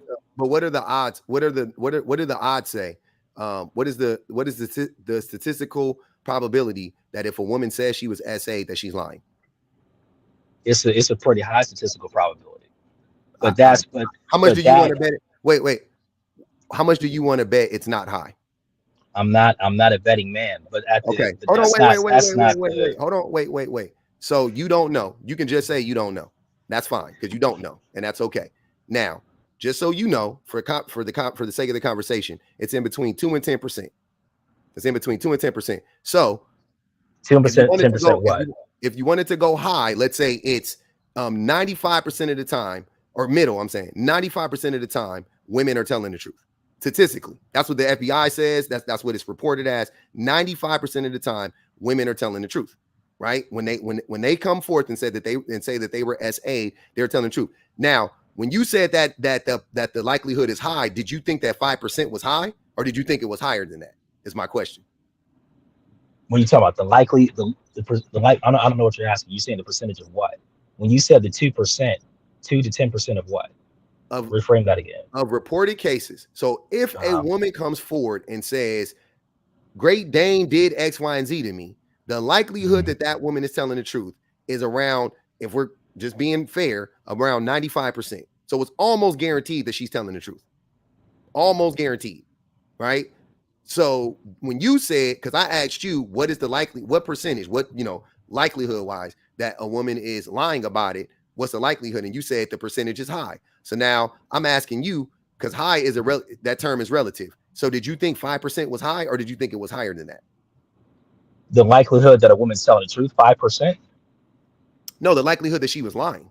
Oh, you were saying the likelihood that she's telling the truth was high. No, I understand what you're saying. No, saying the 5%, but like, so saying 95% telling the truth, 5%. No, I don't believe that at all. But because it's not. If that was the case, then the vast majority of men, you would have way more men in jail, because then the other statistics the other statistics that would go behind that, same thing when it comes to any other statistic, would be the conviction rates. So the conviction rates, if there was a 95% conviction rate of men who engaged in those, and I'm talking about criminally, I'm not talking about the ones who get sued. Criminally, if there's a 95% conviction rate for that, or somewhere in that vector no less than 80%, then I would believe you 100%. But Yeah. that wasn't that's kind of off base from the original question. I'm trying to I figure think out. what you're doing, I think what you're doing is in real time, right? You're not able to compute what's going on, right? So you can say you don't believe it. I don't know why you wouldn't believe it. I just told you why I wouldn't believe no, I know, but I heard the that conviction explanation, rates. but that explanation doesn't explain it because you just don't know what you just opened up a whole new can of worms because it clearly shows you don't understand how great works at all. See what I'm saying? Or how Okay, how so accusations work, or how is the justice. Hold on, Dane. but You this don't is what I'm not understand the understanding. criminal system. You don't understand how the justice system works. You haven't looked up any of these numbers. You're literally just going off of what you think. But I'll go back No, to your original. I'll go back to your original question about how do I know most men and blah blah blah blah. I don't know most men. I already told you. It's not that I need to know most men. What I know is that the vast majority of women have been SA'd. The vast majority of women have been assaulted. and I know that. you think that is done by the vast majority of men? Yes, logically, mathematically speaking, that's the only logical explanation. It doesn't So make you sense to believe that it is a small percent of men doing it to all of these women. It doesn't. They have to be Santa Claus. They have to be in every single place at the same time. It doesn't make sense. do you know in New York, since we're on the subject, do you know in New York they recently signed this law where basically they just kind of paraphrasing, they expanded it to where a woman can come back and say that she, can go through past statute of limitations and say she was essayed about, whenever, and she can sue the man who essayed her or raped her. I use with a G, for Yeah. YouTube. And so she can come back and basically say that, whatever happened, and she can file it's a civil suit, right? It's a civil in the civil courts. And so the day the law was signed into effect, they had 3,000 new cases that came up that were filed that day, submitted that day, based on that law. As soon as the governor signed that law into fruition. So you have that in among the men who are named. You have guys like Jamie Foxx, I believe, Cuomo, and some other guys, and they have Diddy was named. many they have many cases against them. That's one example. Then you look at the Me Too movement, and you look at all of the women who came out But and what was the say relevancy? What was the relevancy of bringing that up? the relevancy of bringing that up Diddy actually is did it. right. No, and I believe that with Diddy. I'm not saying that these people are innocent. What I'm saying is the relevancy of what I'm saying is that a small percentage of men that were named the Me Too movement. There's a whole list of dudes who were Me Too. These are high profile people. In the 3,000 lawsuits that were filed, these were not filed against your average rank and file man, your average man. These were filed against, especially when you're talking about civil suits and they're being sued. These are filed against mostly rich men and Yeah. men in So hold high on, status and high So positions. let's use our logic again. I love this. This is great. I love logic. I like debates rooted around logic and common sense. This is what I like. So let's use common sense. Let's use logic here. Why would you sue public offender? If you're a woman, why would you sue me? What do you think? What do you stand to gain from suing me? If you win, because it's gonna be hard to prove it, because it's almost impossible to prove essay. That's why a lot of men don't get convicted of it. It's super duper hard. But let's say you want to do it, right? So you want to invest all this time, you got to put some money for it, you got to get a lawyer, blah, blah, blah, blah, whatever you want to do. You want to sue me, the public offender. Why would a woman want to sue me? What would she stand to gain if she sued me? Are you rich? No, that's my Well, point. then she would have nothing to gain. But that actually proves Hold on, wait, hold on. but Don't hold on. Dang. Let's not, bro. You're right there. You're right at the point. So the reason why it was these 3,000 men who you bring up is because they're rich. Of course, that doesn't have anything, that doesn't prove anything. All it proves is women ain't dumb. And so why would they freaking go out and go sue a bunch of broke dudes? Because they're not gonna get nothing. It proves the reason why I brought that up to answer your earlier question. The relevancy is when you have, this is what it is. I don't think you've ever heard of the 80-20 principle. That I have heard of it. I already Okay, mentioned it. that Yeah, 20% of I the literally men mentioned it. Hold on, you have were in access. here when I mentioned it, Dane. You were in I here. wasn't. No, I was in and out, so I didn't hear Oh, you okay. mention All it. right. All right. But Cool. okay, Cool. Okay. but Okay. you know Fair about, enough. okay, 20% of the men, just to make sure we're on the same page. 20% of the men have unlimited access, or are being sought after rather, by 80% of the women in our population. And Mhm. so when you talk about having conversations rooted in logic, logically, there is no way that you can you could logically Dane, explain what a percentage of men are in a relationship? Would you if you had to guesstimate? if I had to guesstimate, I'd say about 50 to 60%. Okay, that's more than 20%, right? Why you feel like, what are you talking about? What are you talking That about? You said that 80% of women are pursuing 20% of men. I just asked you what percentage of men are in relationships. You said 50 to 60. I said, so that's more than 20%, right? Right, but that's at a given time. But that's, see, now you're conflating statistics. What? Wait, huh? Come on, bro. What I'm saying is, going back to your earlier point, the only reason I'm bringing this stuff up is, if you're going to say that the majority of men are essayers and violent and all these things, that wouldn't make that's not a fair assessment. That's far from a fair assessment. That's actually that's a non-logical assessment, especially when you're like, say, for instance, me. How are you going to call me an essayer when I have a wife and I have two daughters? What does that have to do Why? with anything? That has a lot to do with everything, because Let me. people, Have you ever? first Hold on. off Have you ever first heard of? off people Have you ever heard take of Richard? Wait, offense. wait, wait. Hold on. Great Dan, you ever heard of Richard Rader? No, who is that? He was called BTK, bind, torture, unalive. He was a serial unaliver for like 25 years. He had a Okay. wife, kids. He was a deputy. He was like a volunteer deputy police. He was a deacon on the deacon board. That's actually how they caught him. Oddly enough, he sent a letter to the newspaper from the computer in his church, and that's how they traced it back to him. It was like something on Dennis Rader. I'm sorry, Dennis Rader. I said Richard Rader. Dennis Rader. And it had like some stuff on it or whatever on the paper, and they ended up tracing it back to the church. Neither here nor there.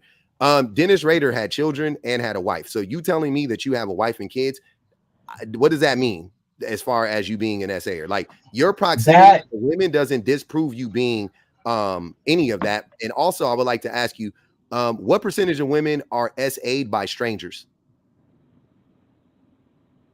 Okay, so the reason I bring that up, and the reason why I brought that up, and I understand there are anomalies out there. The reason I brought that up is, if you're going to say that the vast, like, for example, I'll give you a prime example. The reason why I bring this up: if you, let's say you and I knew each other, if you went to CPS and told them that you believed I was an SAer, or you alleged that I was an SAer or a potential graper or things like that, that can impact my relationship with my children.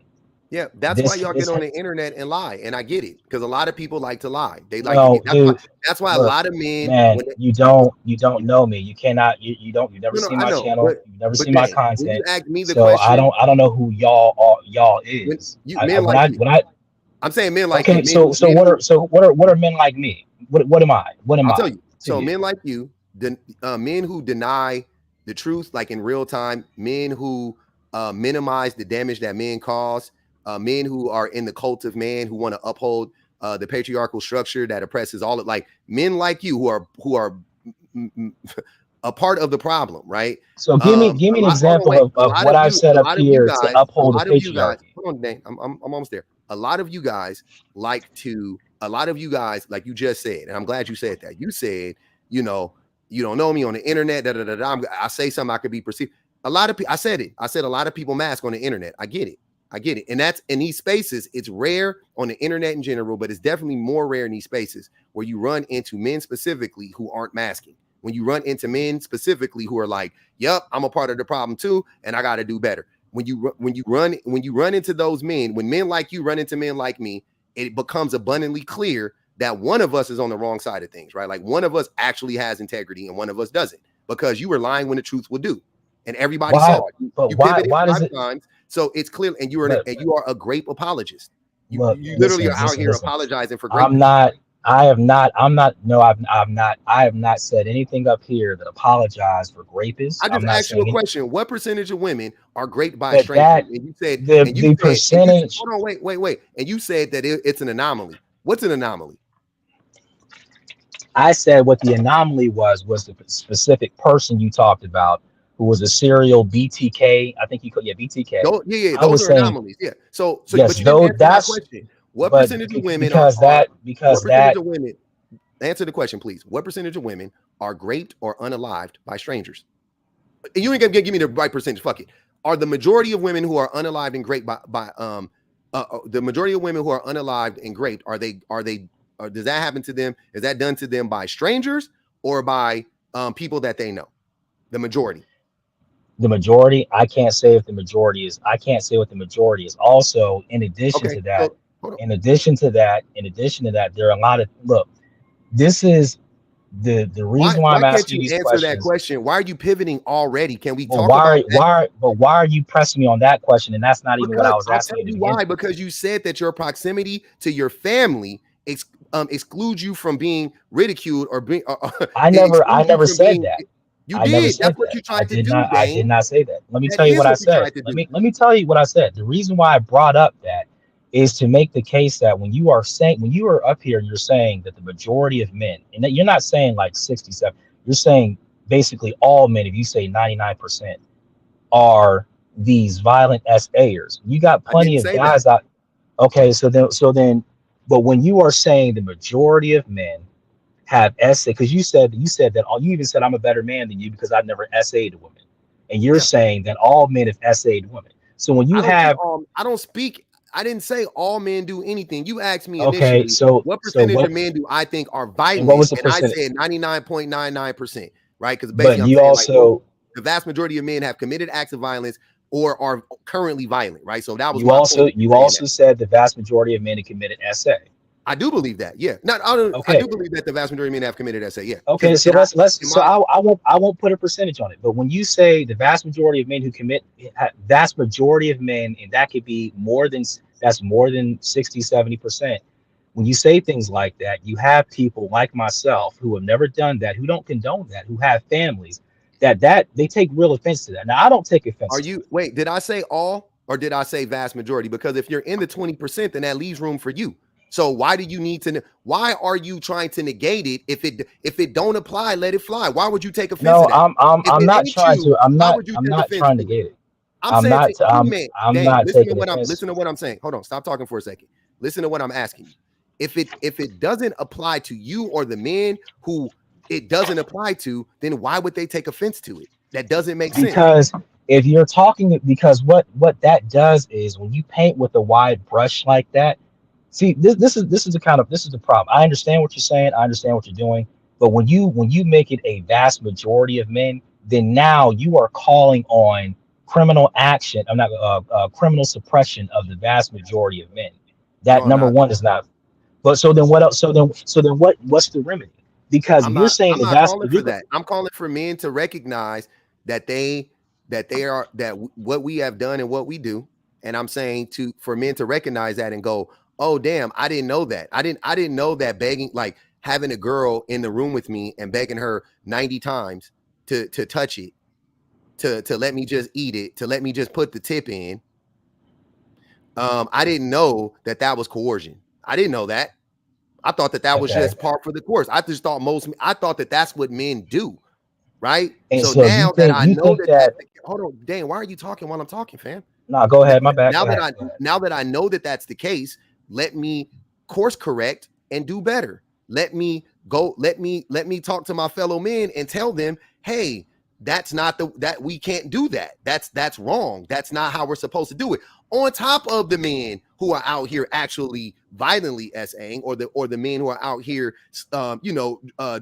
drugging or putting stuff in women's drinks, or the men that are out here getting girls liquored up and waiting till they're too drunk and too inebriated to say no. Like, aside from all of them, which also would be a part of it, you ain't never did that. You ain't never bought a girl 5 drinks. You ain't never slept with no girl. You know what I'm saying? Like, I can name a bunch of instances where men would fall into these categories, like the vast majority of men would fall into these categories, but you don't want to admit it, which tells me more than likely you're going to do it again, which more than likely tells me you don't know what coercion looks like, and you don't know what SA looks like, and you don't know what consent actually looks like. That's what let me ask you a question then.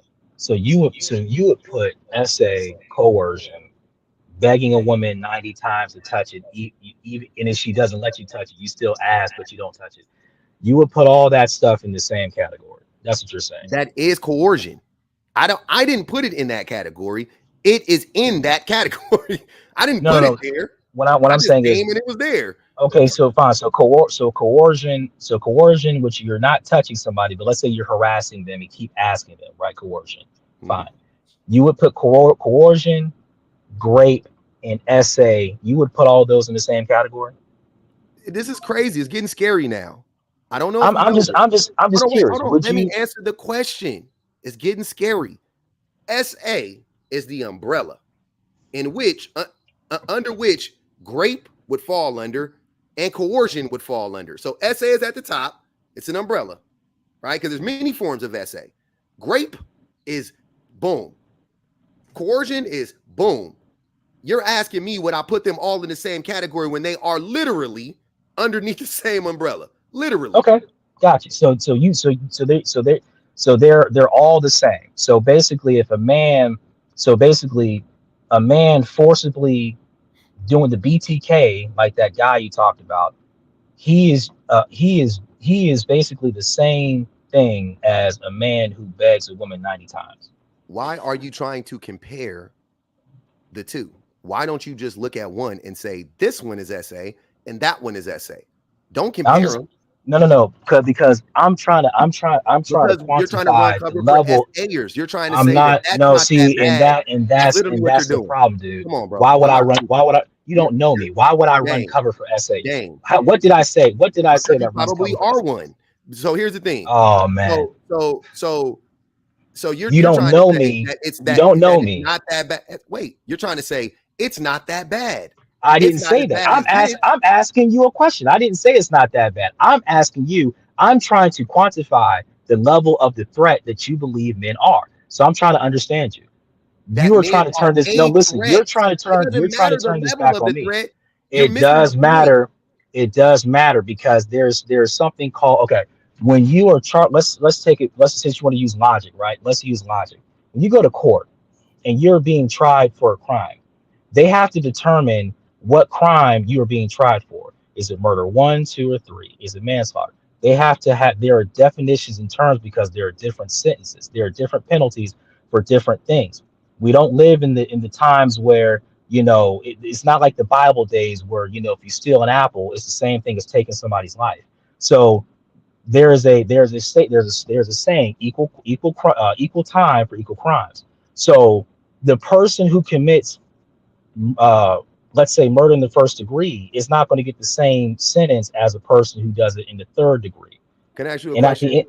If a person commits unaliving in the first, second, or third degree, is the person the people who they did that to, are they still not unalived? That's not how they argue. No, please answer the question. Are they still not? Are those people any less unalived? Or are they still unalived? Yes.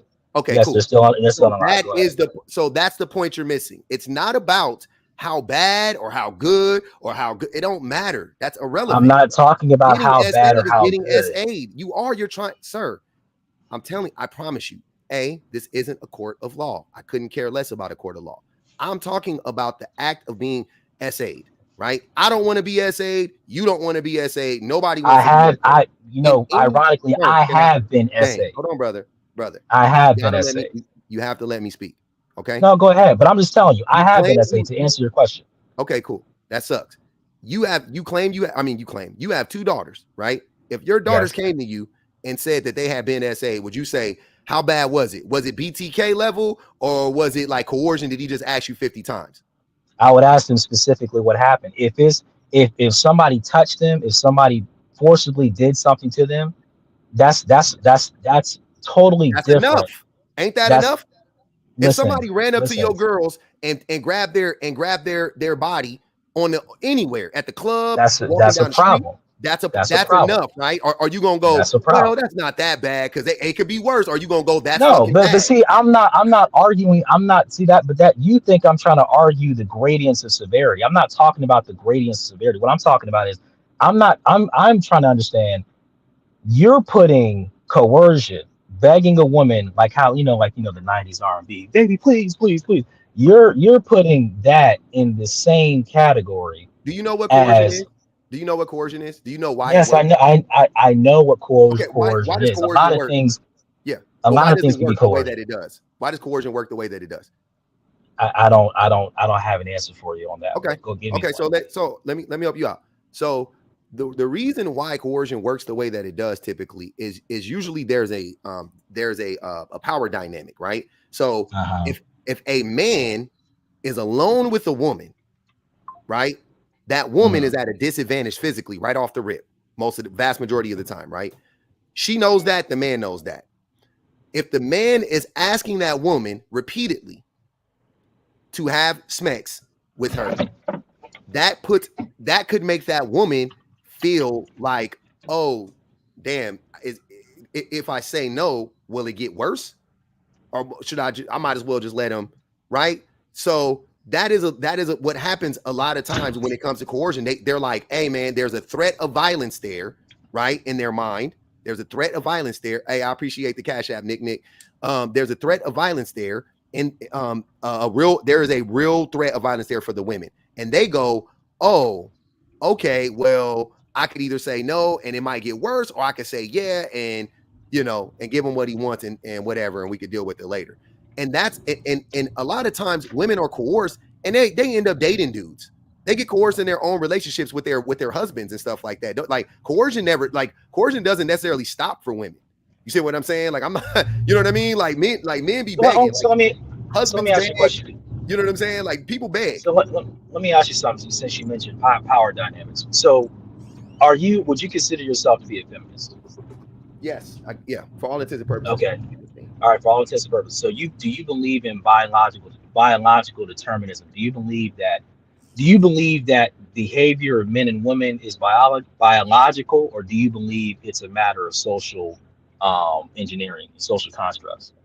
I think the majority of it is rooted in social engineering. Some of it is biological, but not much of it. Okay, gotcha. Okay, all right. I understand where you're coming from. Look, I patently disagree with you on a lot of things you said, but I mean, I understand where you're coming from. That's all I wanted. I don't give cover to essayers or nothing like that. That's a very unfair statement to make about somebody you don't know. But you're ask the entitled people to in the your opinion. comments, do they feel like you were running cover for essayers? I You can feel like don't. however you want to feel. I but don't. I'm just telling you what it looks like. If you don't want to be seen as a person that runs cover for essayers, then you shouldn't say the things that you're saying. That's what I'm telling you. Okay, so You know what I'm saying? That's not a me thing. That's a you thing. No. Okay, fine. Help me understand. I like to grow and learn as a person. So, what did I say specifically? What did I say that gives you that impression? I'm curious. When you lied and said that you've never done it before, when you lied and said that when you tried to say that it's not as bad as there's levels to it. There's da da da da da. Okay. So let me ask you. Want to hear my answer, or do you want to hear? I do. I do, but I can keep going. It was literally everything you said. I appreciate the Cash App, Erica. Yeah, let me ask you. So was that question for you, because I hear your points. Question for you. So you said that I lied and said that I've never essayed a woman. I'm sorry, Dane. My fault. I'll take that back. Let me be more clear. I believe you're lying. Okay, gotcha. Because the reason why, and I'll give you a real reason why too.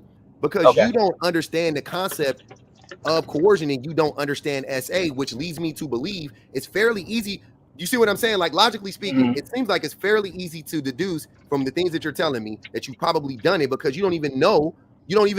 So how would you know now? Would I expect you to go literally have like a total recall moment now and go, oh, I did do that? Of course you're not going to think about that right now in the moment. But based on our conversation, I know you say I don't know you. You're right. I don't know everything about you, but I do know you are unfamiliar with what SA is. I do know that based on our conversation. No, I'm familiar with what SA is. I'm familiar with what it is. I'm familiar with the legal terms, and I'm also familiar with how people manipulate it and use it as a weapon. But at the same time, I understand. That's also I something an understand. SAer would say, by I the way. I'm not even joking. When well, I mean, hey, men talk about the smallest percentage of people, not men or women, because men also are SA and they come forward too. So men and women, when they come forward and say that they were SA, and then there's a man running around talking about how they, like, that's the thing that comes out of your mouth is how right. it's manipulated. Boom, red Mhm, flag. Sounds like mhm. a rapist to me. So I actually experienced SA. I was molested at 9 by my babysitter who was a female. So I'm familiar with what SA is. I'm Terrible. very familiar with what it is. That's It freaking is terrible. terrible, but I'm not going to compare what happened to me at age 9 to begging a woman multiple times. I'm not gonna put those in the same category. You know what I always find odd about the men who claim to have been SA'd in their lifetime? And I believe you, by the way, because odds are you're telling the truth. But the thing that I find funny, Of and course. not funny hard, but odd, is they tend to be the ones to lack the most empathy for SA victims. You don't find that odd? So Like the you men, think like do you feel like I lack empathy for SA victims? I don't think you have any empathy for SA victims. I don't think you've And what unpacked makes your you own think that? trauma about it, to be honest with you. Sounds like And what makes you think? What makes you believe that? What led you to deduce that? because of what you're saying, because of how flippant you are about SA victims coming forward and how dismissive you are about actual facts, not my opinion, actual facts. I'm not dismissing facts, and I'm not You did flipping. this, I mean, you and sir, I, look, you and I are having a Dane, very you civilized dismissed conversation. You facts. haven't yelled at I me. said, Dane, I'm stop. not yelling at I you. said to you, I said to you that the percentage of women percentage of women who are found out to be not telling the truth when it comes to SA is between 2 and 10%. That is a statistical fact. I laid it out for you, and you said I don't believe that. You literally said I don't believe facts. You said that, right? So you cannot you have I denied didn't at say I every don't. single I you've didn't say I denied at don't every believe single hold on. You've facts. denied at every single turn, every fact, every bit of logic, every bit of reason. You've denied it all.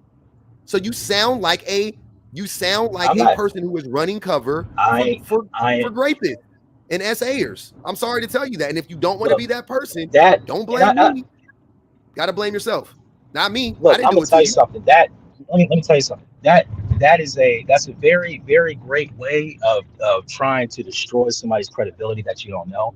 I mean, and that You're works destroying great your for your credibility, audience, I'm sir. sure. Stop. Take some I'm not. I accountability for the haven't things you're saying. because I haven't destroyed my credibility because I haven't said Take anything that you said accountability I for the said. things you're saying. Take accountability I'm for the not. things No, no, you're no, no, saying. no, no, no. I Okay? take Don't blame accountability. I me. will take Blame yourself. accountability. I'm not blaming anybody, but it is what it is. You Look, I are. You're understand. blaming me. You're trying to act like this is an attack campaign on you when it's not. I'm not. I'm No, no, no. literally I'm not basing this blaming on you. the things that you've said and done in this conversation. You come off Public offender. as a person I'm not.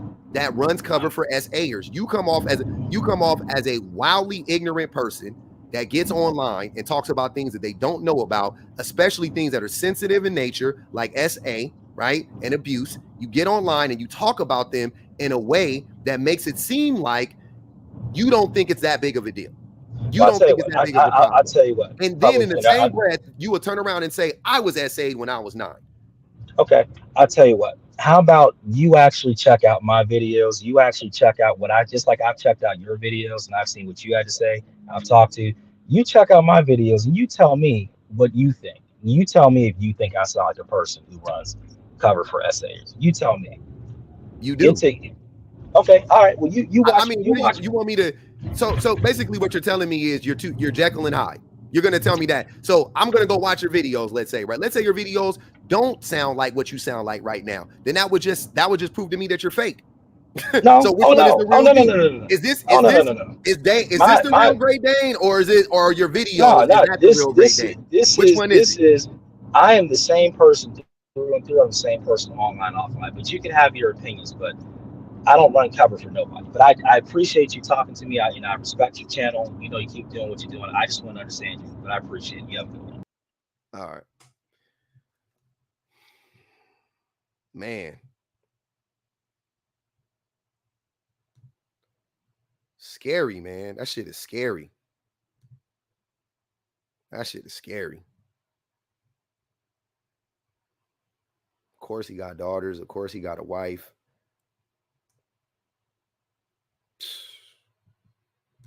Fucking sad, man.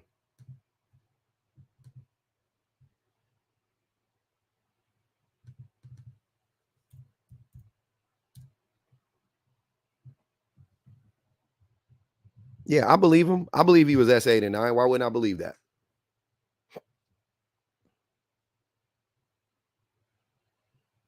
Maybe that's why he, hates S, you know what I mean? Like he doesn't have any compassion for the victims because he was a victim and he ain't unpacked his own, him being a survivor or whatever the case may be. You know what I'm saying? It's just weird, man. I don't know. It's weird. It's weird. Look, to me, it's in the same vein. Shame. Exactly. He's ashamed. So So I don't think that's, that's normal to me.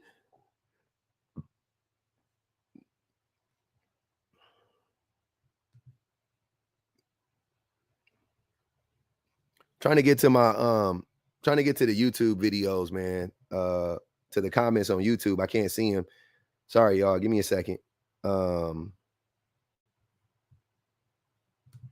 see we got some super chats. I want to shout everybody out for the super chats. I appreciate everybody at Bang the Cash App. Bang the Cash App one time, y'all. Keep the live alive. That was crazy, man. I ain't gonna even lie. That was frustrating a little bit.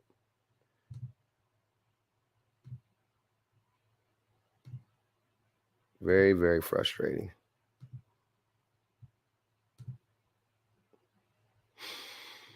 Man. All right. Let's see what we got going on. Chad, what's good with it?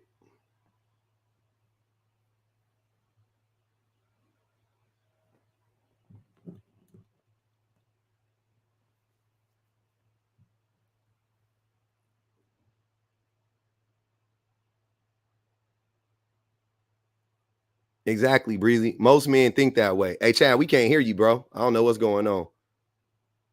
I'm gonna come back up. I got you. I don't know what was going on. This thing was going in and out.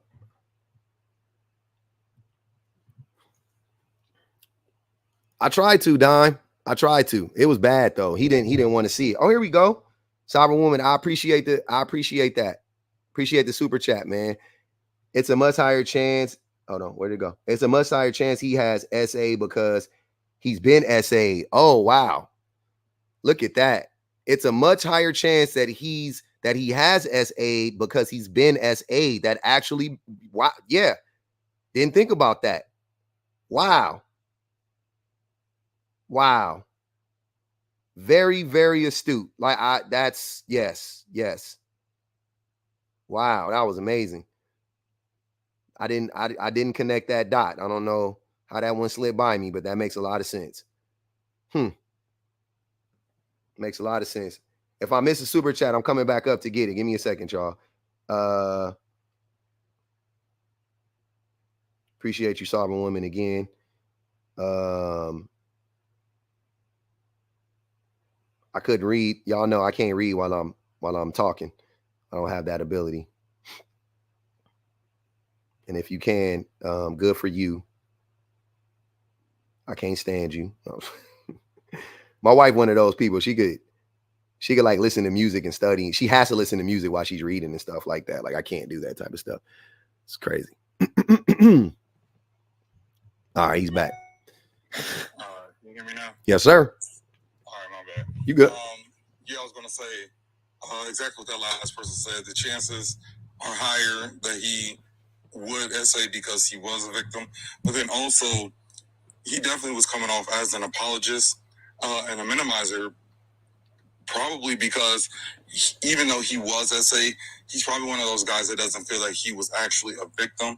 A lot of guys don't feel like they are a victim when they're SA by a woman, even if it's, a babysitter, you know how people have these stories like they they actually would applaud that, like it's a rite of passage. And I wish she would do that to me. Exactly. So he probably deep down doesn't view himself as a victim. So he doesn't view the situation the same way, which also adds to that power dynamic with the imbalance of power that you were speaking of when it comes to coercion and things like that. Even as a child, he still doesn't feel like he can be victimized, even by an older woman. Even as a child, a woman cannot victimize him. So that is an inherent power dynamic that he's not even aware of, even though he believes it subconsciously. You know, and what was I gonna say? Oh yeah, and it's definitely like apologists and minimizing, because, like you said, if it doesn't apply, let it fly. Why do people jump up here to volunteer themselves to defend general statements which are true, even if you say the majority? Well, 51% is the majority. Like, anything more than half is the majority. You know what I'm saying? Like, it's not, that's the winning side. So why would you jump up here and take so much offense to factual information if you aren't one of those people? Because I can guarantee that you can have, let's say on your prompt, you had a picture of like, what's that dude, Bobby Lights and Saucy Santana and all of them. You know what I'm saying? The whole gang of them on your thing. You was talking about black men need to stop trying to act like black women. Black men need to stop doing this. Black men need to stop being messy. Black men need to stop. They wouldn't feel hit at all. They wouldn't even jump up there and say, no, you're not talking about, stop saying black. Wouldn't even say any of that. They would say, yup, you're right. They be preaching. They be up here like, preach. Yeah, exactly, because they know that it does not apply to them. They know that it doesn't apply to them. But when you know something doesn't apply to you, you don't jump up. But they know that deep down, the things that you're saying do apply to them. That's why they jump up. They wouldn't jump up if you were up here saying, you know, men need to stay out of women's business. Men need to stop wearing women's clothes. Men need to stop, you know, getting on reality shows, fighting and acting like girls and all. They wouldn't even think that you're talking about them when you say men. I agree with everything you just said, except for the wearing of women's clothes. I don't care if you wear women's clothes, but you definitely need to stop fighting on reality shows. And you definitely. No, I'm just fucking. I know you were just saying it. I'll say it, but definitely stay out of women's business and stop fighting on reality shows. Black men, I'm with both of those. If you just yammering, you know, that type of stuff like that, they wouldn't feel hit. It wouldn't even be an argument because you know that don't apply to you. So if you know that the shit that he talks, if they know that the things that you're saying when you're talking about essay, which is actual factual information, but they know the things that you're talking about. When you're talking about essay, when you're talking about violence, when you're talking about all these different things do not apply to them, then why jump up to defend it? Because it applies. Because it applies. Because it applies. Come on, man. As simple as that. Come on now. That's all I got. I'm in the middle of some random shit. All right. That's all. I just wanted to say that because it's like literally, if you change your prompts to say something like that, no man would ever say, "Dude, stop saying men." What you mean, all men, some men? Like it wouldn't even be a. You know what I'm saying? Like, why are we were grown? Why are we saying not all? Why we know that it's impossible. You know why they say not all, Chad? Because they don't understand context clues. Because these motherfuckers are illiterate. It's them because they feel hit. Like, period. Like, oh man. It's impossible for any organic matter to be two of the exact same thing. Like I say all the time, even identical twins which share the same fingerprint have differences amongst themselves. Facts. You know what I'm saying? Like, but they want to say, well, you need to specify. Like, that makes no sense. Come on. Not all is it's a waste. It's a waste of breath and brain power to have to specify not all the fucking time. Exactly. Just a waste. All of anything is impossible. Crazy. So to have to say not all is redundant because all is impossible. Yep. It's impossible for all of anything to be the same. All the people do this. People? All people do the same thing? Bro, get the fuck out of here. Y'all crazy. It makes no sense. So, but watch the next person. Watch what they do. They're going to do the same shit. Because it's them. It's them. That's all. Like, damn. You wouldn't be jumping up to defend some shit, minimize some shit, try and exclude yourself if it wasn't you. Crazy. Yep. All right, Chad. Appreciate you. Hey, the work is nasty on Fridays. The work is nasty on Fridays, y'all. It's the nastiest work. It's the nastiest work on Fridays. It's crazy. John Smith, come on up, brother. We got John Smith in there. That name is triggering. I'll be honest with you. That name is a little wild to me. I don't know what it meant. If you know the name John Smith, you know why. That name is kind of wild. Women rather date bears. So what the point trying to help men? Just find some bears. Come on up, John Smith. Let's have that conversation, brother. Do I need to put it there? Let's put it in the let's put it in the thing. If you don't know how to do it.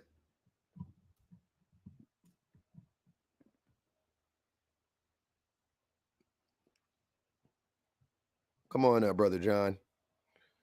Come on up, brother John Smith. Complaining about action is pointless. Why should a man change? Yeah. Come on up. Let's have that conversation. My man Johnny Smith, huh? Oh, hold on. We got Sunset Rose. I got you. I got you, Sunset. What up, Bula? Yeah, I just wanted to call you out for making that joke about that Sunshine joke where you were like, oh, if Sunshine was a man, that would have been funny. Why? Why, public? Is Sunshine feminine? Yeah. That would have been funny. Like when there's a dude on this app named Delicious. Shit's funny. I'd have laughed. Sunshine and photosynthesis is feminine, everybody, and it's gay. I don't know about all that. He absolutely used SA. We got another super chat. Sovereign Woman said he absolutely used his SA story to garner sympathy and to deflect from the fact that he's most likely SA before he's an SA apologist. I mean, come on. She's spitting facts. That's exactly what it is. Yeah, and also water is masculine, and that's why men don't want to wash their bums. Nah, it would be feminine, right? Because we don't like to do feminine stuff. No, that's what a guy said on here. He said that it's too masculine. Water? Yeah. Yeah. Yeah, y'all wilding now. Y'all crazy.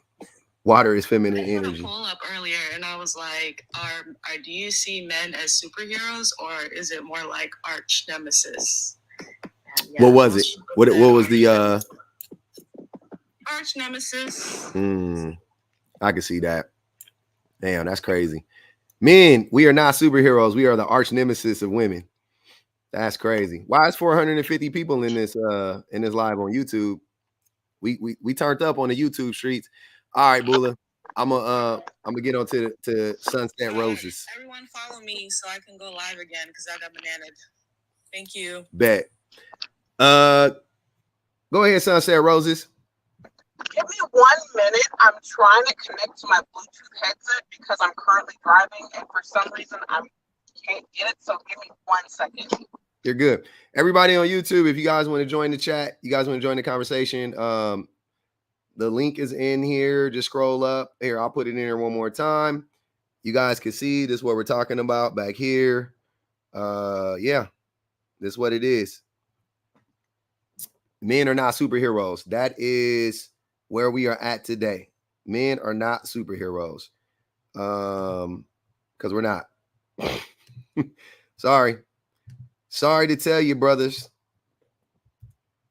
Like Bula just said, we are the arch nemesis to men, women, and children. It sucks, but it's a reality. Sunset Rose gonna be back. What up, Kay? Kay, you there? John Smith didn't want to come up. I asked John Smith. I can't ban people like I do. So this is what I normally do. If you are in the chat, come on up.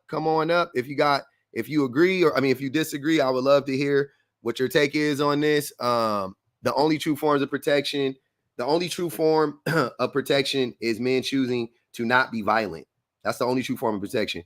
Men, what would you do if a man broke into your home in the middle of the night?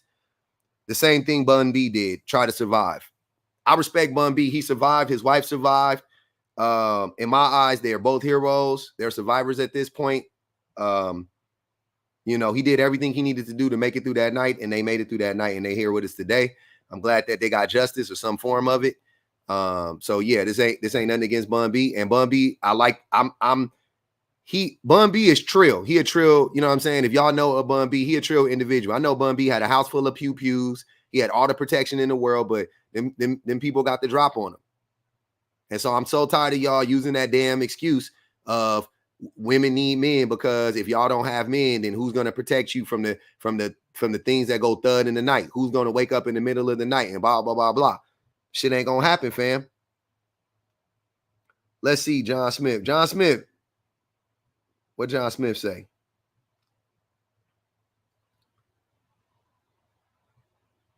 Mods, if you need to, we might need to block this man. Why we gonna leave women alone? Oh, that's weird. Why should men leave women alone? Because you don't have anything to offer them. Men should leave women alone for their own protection. That's the best thing. The best thing you could do for a woman is to leave her alone. The best thing men can do for women is to leave them alone at this point. Just leave them alone. Stop messing with them. Let them be free. Leave them alone. That's it.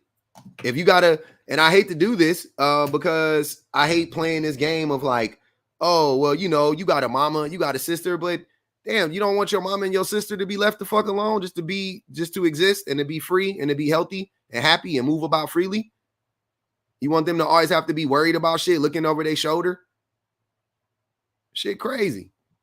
Nah, leave them alone. I don't understand. What's so hard about that? Hey, we're gonna get John B up out of here, man. You doing a lot of tapping and not enough yapping, brother. We'll keep you alive. I guess we don't gotta ban people on YouTube. Anyways, let's get back to it. All right, Penelope, what's good? Hey, thank you so much for having me on the live and for all the work you're doing.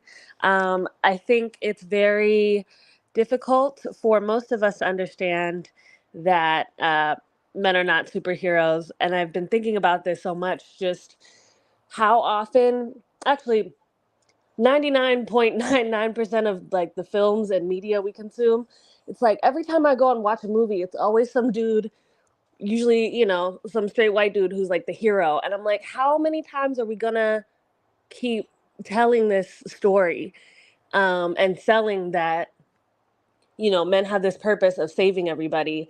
And it's the same thing with like princess movies and women just waiting to get chosen. It's like convincing men and women that this is what's important is a huge undertaking. And if you look at how much film dedicates itself to that, and how Hollywood is a whole town that's dedicated to perpetuating that idea that women need to be saved by a man and that men are the heroes of their own adventure, it's like, it's very convincing, but it's a really difficult undertaking. And so I don't know, I think we need to be mindful of that and just kind of peep how hard of work it is to try and get women to buy into this and to get men to feel like, oh, hey, I have this thing to offer, and it's, you know, my body as protection and my masculinity and all this stuff. And think about why we're working so hard to convince ourselves of this,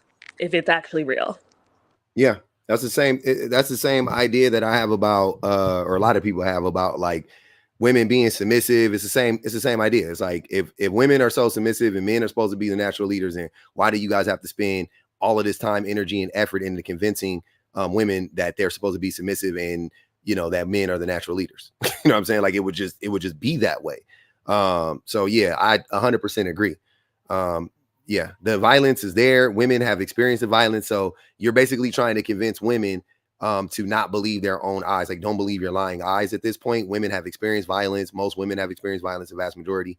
Most women understand, where it comes from and who perpetrates it and all of this stuff. And so, and then men come in and try to tell the women that that's not true. And it's only a small percentage of men and blah, blah, blah, blah. But then the women are telling you, no, it's like almost every man I've ever come in contact with. Like, it's a majority of men that I've come in contact with.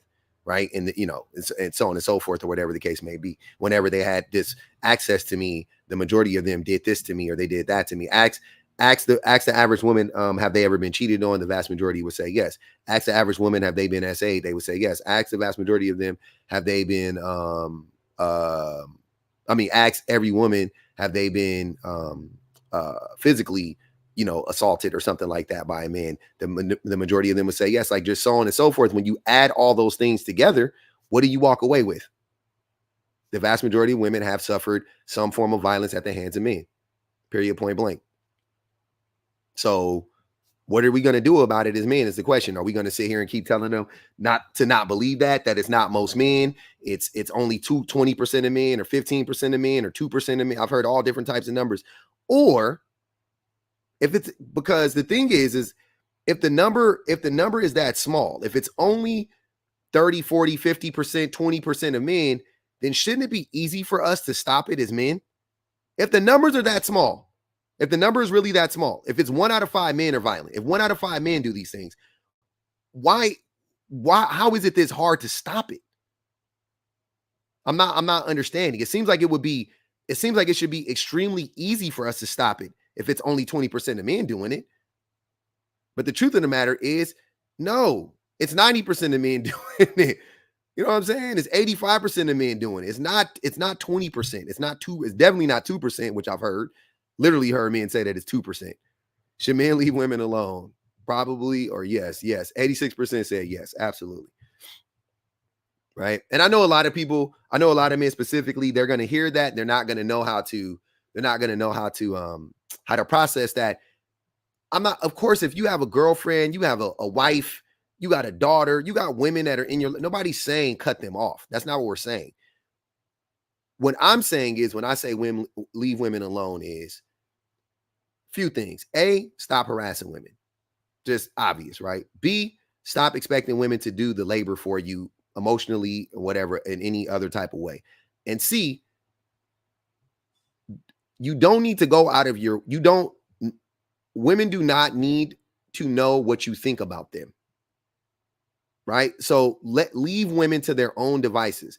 If y'all want women to be like, a lot of men be on this, like, women got to be held accountable for this, that, and the third. Let women talk to women about holding each other accountable, right? Because you, as the oppressor, should never be talking to the oppressed group of people saying what they need to be held accountable for. That's it's always going to come across as wrong. Even if you're right, to be honest with you, it's going to come across as wrong more than likely. They're very, very rarely can you have that conversation, and you have to have it very delicately. And the vast majority of the men don't know how to have that conversation. So I just say, leave it alone altogether. Stop saying weird stuff about what women should do and what they should do with their bodies and what they should do with their careers and just stop. Just leave them alone. Just let them exist and support them. You know what I'm saying? Beyond if you can't support them, at least leave them alone. Right. But I'm going to support them. Right. But if you can't support them, at least just leave them alone, man. Just move around. They don't need no help. They don't need no dating advice from you. They don't need for you to tell them stupid shit like how many bad leaders until you become a bad decision maker, like that dude Tripp said to women. They don't need that from you, right? They don't need for you to tell them how to look out for a cheater, right? Which doesn't hurt, but I'm just saying, they really don't need that. To me, there's enough women telling women how to look out for cheaters in the spot, narcissistic behaviors and narcissistic abuse and so on and so forth. Telling women to pick better. Absolutely. Telling women to pick better. We just don't need to do stuff like that. Telling women that we like them better in their natural state. You think it's a compliment? It's not. telling women, because they're onto you, sir. They're onto you. They know what you're really trying to say, right? Absolutely. And I don't think, I think a lot of the concept of romance is just convincing, like making things kind of convincing. Like things can be romantic in terms of like the spirit of like, they're very natural, beautiful things that inspire connection with humanity and whatever. But a lot of this genre of romance is very much like writing poetry that is convincing, making up songs and all these things that are convincing and coercing. And real love, I think, and real romance doesn't need so much convincing. So women don't need to be convinced that, you know, because of their education or lack of education, or because of their ability to defend themselves or lack thereof, that they need to. If a woman feels safe with you, that will just be apparent. If she feels in Mhm. community with you, that will not need to be Yeah, convinced or you don't need to cajoled go or out of your coerced. way to. You'll know, like you said, like you'll know. You'll get Yep. the vibe. You'll be all right. Totally, You'll be totally. good. Anyways, I'll hop down, but thank you so much. No problem, Penelope. Appreciate it. That's what I'm saying. Y'all don't got to worry about it, man. You don't got to worry about not having access to women or nothing like that if you leave them alone. Trust me, they'll show up. They'll be there. They'll be there. It'll be easier for you too. If that's, you know what I'm saying, if you care about that stuff, they'll be there. It'll be easier for you once you do those things. If you leave women alone, they'll come find you if they want you. You know what I'm saying? You will see. You'll pick up on it. What up, Sunset? Hello, Thunder. How are you today? I think I got myself together this time. Yeah, you sound way better. I'm good. Thanks for Perfect. asking. How you doing? Perfect. I am well. I appreciate your content. I appreciate the fact that you do take accountability for your past, and instead of making excuses for it, you just decide, hey, this is what I've done. I know better. I'm going to grow and to do better. Mm-hmm. So that's something I appreciate from your content.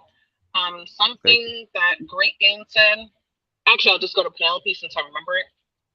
Something that I've noticed: if you make it easy for a man to get you, he's not interested.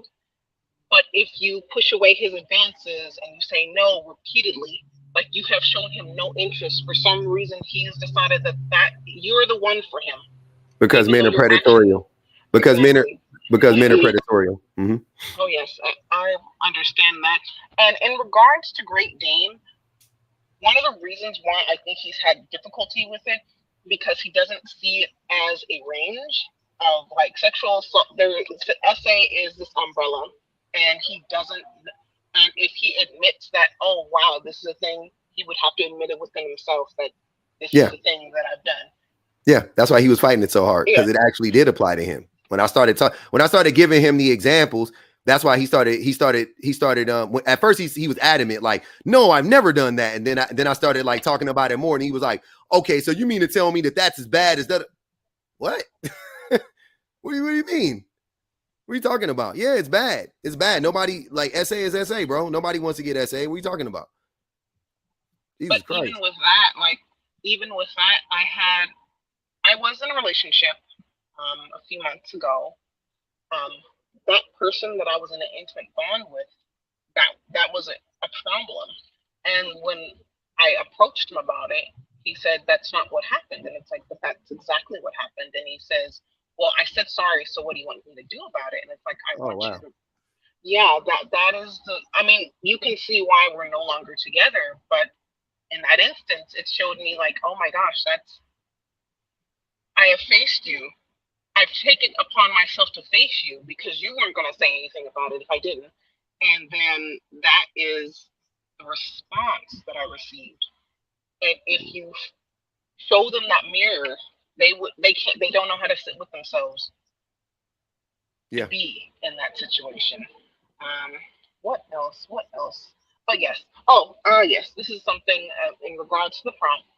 You were asking you were saying men aren't superheroes. No, they're not. But because of the conditioning of traditional masculinity, their functions only have been reduced down to two things. But when you ask them for something else, they don't know how to respond to that due to that conditioning. And that is a problem within itself. I mean, I've been in several I'm going to be closer to 40. I'm getting closer to 40. And because I'm getting closer to 40, I'm recognizing if you're asking for steak, they can only offer you hamburger, even though you say, and they try to convince you, no, this is what you're asking for. And it's like, no, I'm asking for a steak. Can you please provide me a steak? And it's like, oh, no, but you really want the hamburger. And it's like, no, that's not what I want. And the hamburger and the steak in this regard would be emotional intimacy, emotional safety, emotional connection, those types of things that are intangible, that are hard to develop. And they're not as easy as waking up, clocking into for a job, and then coming home, handing over a paycheck, and so on and so forth. Facts. So it's a lot of work to do. Yeah, it's exhausting. It is a lot of work to do, and I'm recognizing that women may have to sit out. I'm not advocating for singlehood. I know for me personally, I understand that it's going to take some time for what I'm asking for, which are just basic relational needs, such as honesty, transparency, being kind to one another, compassion. Yeah. And these have nothing to do with monetary needs or material needs. This is just how are you as a human being. And it's going to take some time for people to want to be better. Yeah, it's going to take a while. I've also recognized if you don't, there was this person that I was with, and when things got like to the point, like it was emotionally abusive, and I told him, I'm done with this. And that was the time, for some reason, he decided that, I'm going to do better. And it's like, I don't want you to do better. When I spoke to you the first time, it's too late. It's too late. Mm-hmm. And there's a sense of urgency I'm noticing. That if there's something that's going to happen, if the direct consequence is this, then I have to change. But it's like, if I talk to you, I'm kind to you, I'm sweet to you, I'm being respectful towards you, that doesn't get the response that is necessary to spark the change. But a lot of men don't want to change until a lot of men don't want it. We don't change until she gets ready to leave. So yeah, that's unfortunate. Hey, Ray Riz has left many comments on my videos. Ray, you can come up, brother. I would love to see you come up. Let's see. We're gonna post it again. I can get off right now so he can come up. I can do that. Nah, we'll see. I invited him up. We'll see. I'm interested in his take because he has a lot to say. A lot of y'all like to tap a lot. Y'all keyboard warriors in these comments and underneath these videos. But yeah, I just want you to come up. Let's have a conversation. I can't really read, but Sunset, I appreciate you coming up. I'm gonna see if we can get Ray up here in a second. Thank you. Thanks for coming up. Appreciate it. Yeah, let's see if we can get Ray up here, man. Let's see if we can get Ray up here. Ray Riz, my boy. I don't know how old Ray Riz is. I don't think he's that old, but we'll see. We'll see how it works. Yeah, I wanna know what the fellas are thinking about this right now. Yeah, how I look at that also is your bear friend. Penelope says she got a bear friend. The way I look at it is like I don't necessarily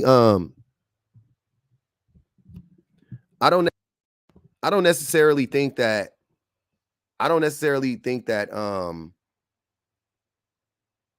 or not think. I don't really look at it through the lens of like relationships. I just look at it through the lens of like just the overall treatment of, like women or children or, men or whatever the case may be. Like, it doesn't have to be like this motive of like, oh, I have to do this to get a woman.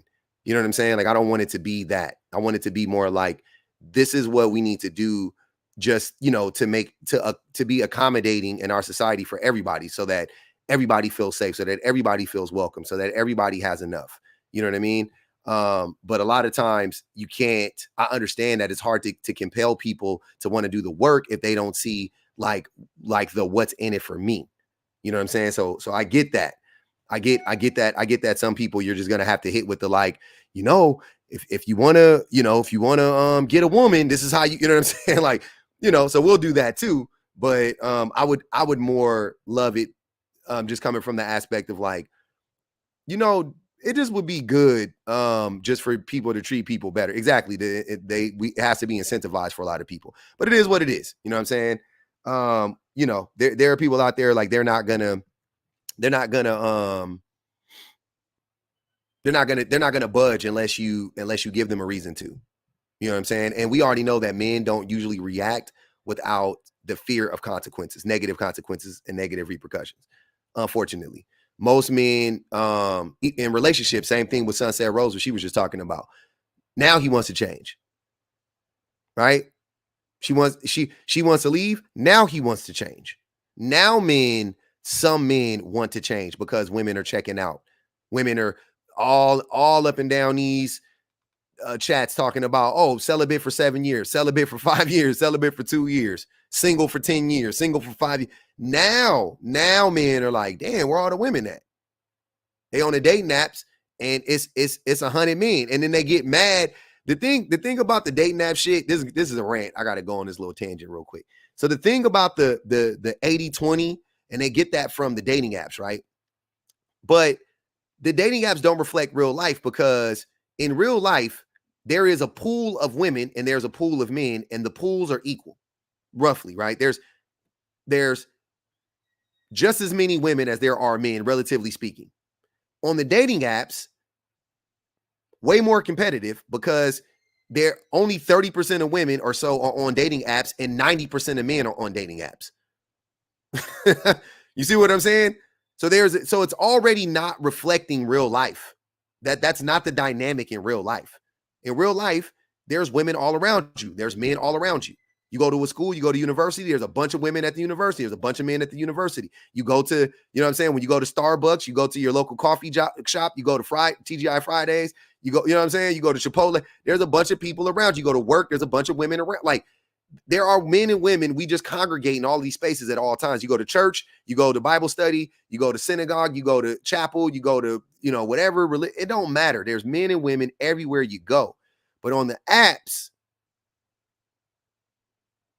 right? So yeah, it's hyper competitive on the apps. And the women that are on the apps, do you think they're looking for the average Joe? I appreciate you, China. Thanks for the Cash App. Do you think that the women on the apps are looking for the 80% of men? Considering that if they just want the average Joe, they could get that, they could pluck that dude off of the street. That dude works at her job. That dude, she sees that dude right now. No. When you go on the apps, what the apps do is the same thing that all apps do for all of us. The same thing that Amazon does for shopping, right? When you go on Amazon, there's a bunch of it just opened, you get the best of the, you know what I'm saying? You could pick the best product that you want. Now you can get the cheapest, you have whatever. But if you want to find the best product for the thing you want, like you want to find the best hammer, go online. It's online, right? Back in the day, if you wanted to find the best hammer, it may be at your local hardware store and it may not be. It was a chance. You may find the best hammer on the market there. You may not. But you will definitely find the best hammer on the market online. You will find it on Amazon, or you will find it at, you know, ratchets.com or wherever, you know what I'm saying? It's there, right? It's there. So when the women go to these apps, they're looking for the best. They're looking for the cream of the crop. Because they can get if they just want any man, there's 1,000 men hitting them up every day. They don't need to get, all they have to do is exist. All they got to do is post online. Not even thirst traps. They can just post, just normal shit.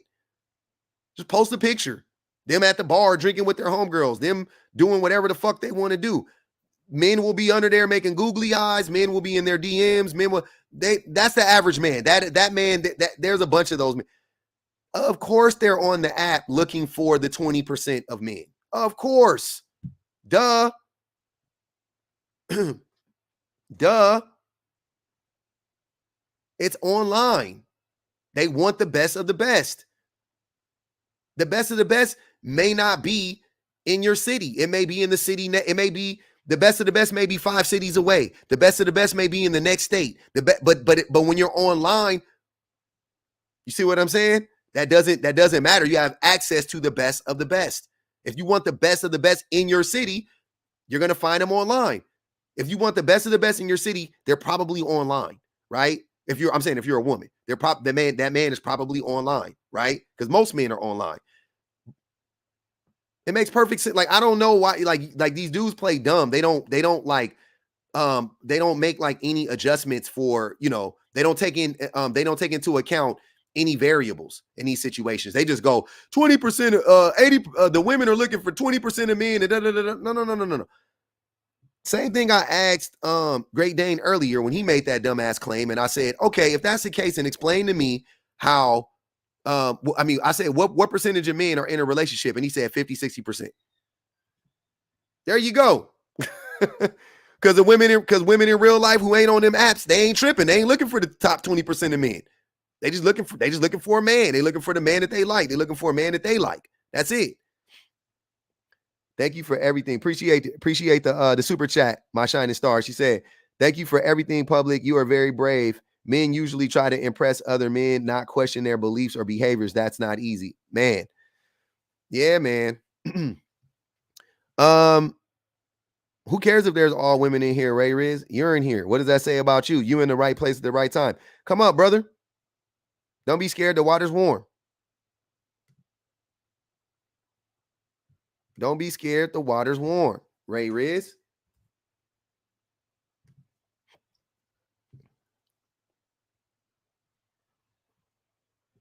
Logic said he just need one. He sound like Usher. I need a girl to ride. I need a girl that's in my life. I need a girl that ain't my wife. my guy up there sounded like my boy up there sounded like Usher. He sounded like Usher Raymond in this motherfucker. He said, I just need one, man. Damn. And I believe him too. Logic a good dude. He looking for one. He ain't looking for many. He looking for one. He want quality over quantity. He a good man, Savannah. Ray Riz is a child. That's what I figured. That's what I figured. You only like Loon on that? Oh, man. We rooting for you, Logic. We got you, man.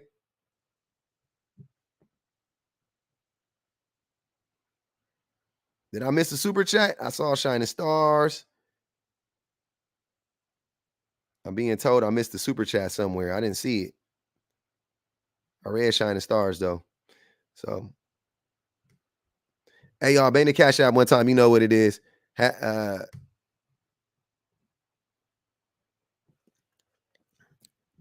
right, let's get the next one. Now, we appreciate you, man.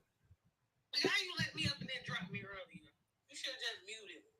Nah, you had something going on. You had some shit going on. I don't know what was happening. That's why I was like, I didn't know if you was like. Man, I was all the way in the living room or some shit. I think I was on the patio. Yeah. Nah, that's my default. If I invite you up, Kay, and I don't hear and you don't start talking, I'm gonna drop you because sometimes you be. I be like, nah, I ain't gonna have my girl going out like that. That ain't happened. I mean, I ain't saying it happened. I plead the fifth on it. I'm just saying if that were to happen, that's why I drop you because I don't want that to happen. You see what I'm saying? Yeah. Long story short, that man you had to put earlier triggered me. I want to square out with him. Who? Which one? Great Dane. Yeah. Mm-hmm. I think he was on YouTube, like he called in. Yeah. Man, listen. I put it. You ain't see it yet. It's in the Discord. I'm glad you let them run the choo-choo on you, so we ain't gotta endure it. Hold on, man. Don't say that to that man. You endure this for us. We appreciate it. No Diddy. Come on, Kay. We can't do that. That's wild. That man. How do you do this? How do you do this every day? I don't know. It's fun to me. I'm waiting for the.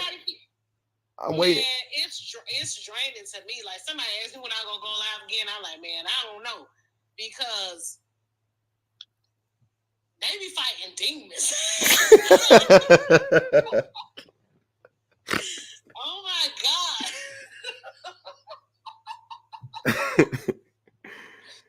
Oh man. You remember in Players Club when she said, Diamond told her, she said, "You gonna let them run the trailer?" You said, "No, Diamond, you overreacting as." But she was. But she was. But you know what? It's crazily enough, I'm starting to understand I got you, why Jay. you take the position that you do, because Appreciate you, Logic. people really don't be knowing. Like these men, because like the conditioning and stuff is so deep, they really don't be knowing. Like I seen somebody say, I think Vanity mentioned it in Discord, that when she mentioned to men that if you slip it in while your girl sleep or your wife sleep, that's SA. Mm-hmm. And they was fighting for their life, like, nah. Or they think marriage is automatically consent. No, it's not. Right. But what I'm saying is you have droves of men who believe that, who don't see that as SA, who don't, like, it's that woman, when you marry that woman, that is your woman. That's your property. So if she says no to you, that ain't no, because that's your wife. That's still your right. That's your wife. Mm. And I remember, and somebody said, she was like, you know, I've been SA'd in relationships, and I said, quiet as it's kept, my ex SA'd me before I left, because I think he was trying to get me pregnant. Oh, so wow. that I wouldn't leave. Damn. Appreciate you, Clarice. Thanks for the cash out. Damn. Yeah, I'm talking about strong arm me and everything. Like, yeah. Appreciate you. My name. Hold on, I got a super chat. My name is not girl. I appreciate you. She said, "I'm a newcomer, but I love your channel. Great work. I appreciate that." Hey, real quick. Hold on, Kay. Hold on. Let me. I just want to make sure this person is on. Jay, are you there? Yes, I am. Okay, cool. Okay, we good. Go ahead, Kay. Oh, are we on me now? Kay, I wanted Kay to finish. I just wanted to make sure you was there because you hadn't said anything. Oh, that's yet. all right Go ahead, then. Kay. That's Go ahead, fine. Kay. Yeah. That's what I didn't, until recently, just kind of going through everything, I didn't realize that's what he did to me, because I too thought you with somebody, you with that person, Mm-hmm. they belong to you, you belong to them. So I didn't see myself as being SA. You thought that nigga was trying to get me pregnant. He thought he was wrong. You thought you was that nigga wrong, huh? You was like, I belong to you. I'm telling you, that's how we're oh my God. Like, that's how we're conditioned. Yep. R&B conditioned us. Got us. And then if I would have got pregnant, he would have made it a point to probably hell hack me and not let me leave the state with his baby. Oh yeah. Oh yeah. He would have. Yeah. He was trying to. That's all I got. He was trying to. AK. He was trying to. He was on demon time. He was trying to. He was trying to put you in a headlock. Listen, and that's why I say, like, even though, like, I'm learning this stuff in real time, but it's definitely making me, like, re-unpack. Yeah, like go back and look at it again. Like, damn. Reevaluate, yeah, and that's what. So I appreciate it. You know, I appreciate you being at the train station, because I can't do it. Man, it's crazy out here. But hey, hopefully we can keep having the conversations and keep growing. Yeah. You know what I'm saying? We're gonna see what they do though. All right, Kay. I appreciate you. Go ahead, Jay. Hi. I have an observation. I was watching earlier on when you were speaking with Demetrius, I think, and you were saying something about men checking men. I'm sorry, I'm not trying to get us back and all whatnot, but I just have to say my piece because that's as important as anything you could think about. Okay, first things first, I'll pull us back to a few years ago. I went on a family vacation with someone I was dating. That's my family. We traveled around for a bit. And at one point, we were standing at a public space. I think it was a taxi ramp or something like that. And someone came from behind, someone I've never met, I'm in a different country, do not know anything about this place, apart from the few times I've been there. And this person came and pinched me on my bum. Jay, And I was so offended. Jay, Yeah. 1 second. I could barely hear you. You're like really muffled. I don't know if you're like on a Bluetooth or really close to your speaker. Like I'm having a really hard time hearing you. Oh, can you hear me better now? Let me see. I think it's the same. Keep going. I'm sorry, I'm using an earpiece. That's good. And I'm That's a good. bit nervous. That's good. That's Okay. perfect. Go ahead. Now I can hear you. Yeah. Okay. We traveled and we're at this taxi ramp. I think this happened in Ghana. And then some fellow came from behind and pinched me on my bum. I was so offended about it. But now I'm with my boyfriend there, and I am literally raging out and telling him, look, this fellow just did this. And he stood there quiet, did absolutely nothing. Like, what do you want me to do about it? I'm like, I don't get it. What do you mean? What do you want me to do about that? Are you not going to check this fellow? And then she just stood there. And then it took my older brother to step in and then sort that thing out. I felt quite offended because why am I standing with a guy that I call my boyfriend and he can do nothing about my safety, my protection from other men? Why do I have to do the talking for myself if I'm dating you and then you're standing in that space screaming about how you are a man, how I should be submissive and all whatnot, because that was his motto. I said that was something I frequently heard from him. As in, he kept on going on how I should know my place, blah blah blah blah blah blah. But now you're in the presence of that man, and you just can't do anything about that now. And I found that quite offensive. Why do men not check themselves?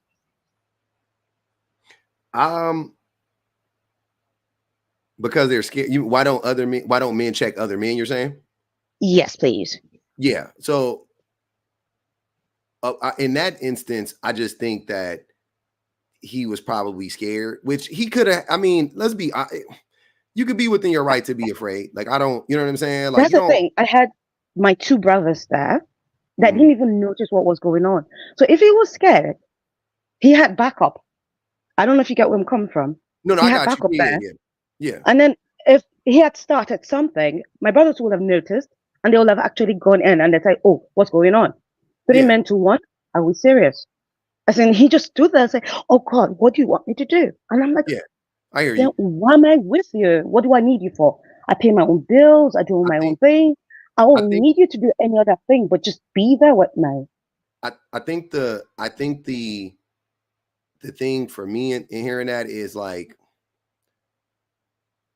it wasn't just about how he didn't do anything. It was about how after the conversation that happened after, you know what I'm saying? How defensive he was about it. You know what I'm saying? Like I'm saying that, like, let's say he was scared and then he admitted to being scared and being like, I don't want to fight this dude because he touched your butt. You know what I'm saying? Like, let's say he said that, right? Like, I'm not saying you would have been like, that's fair, but like, I don't think the reaction would have been the same. But him being like, what do you want me to do? You know what I'm saying? Like, it's that is what really got you like, what the fuck?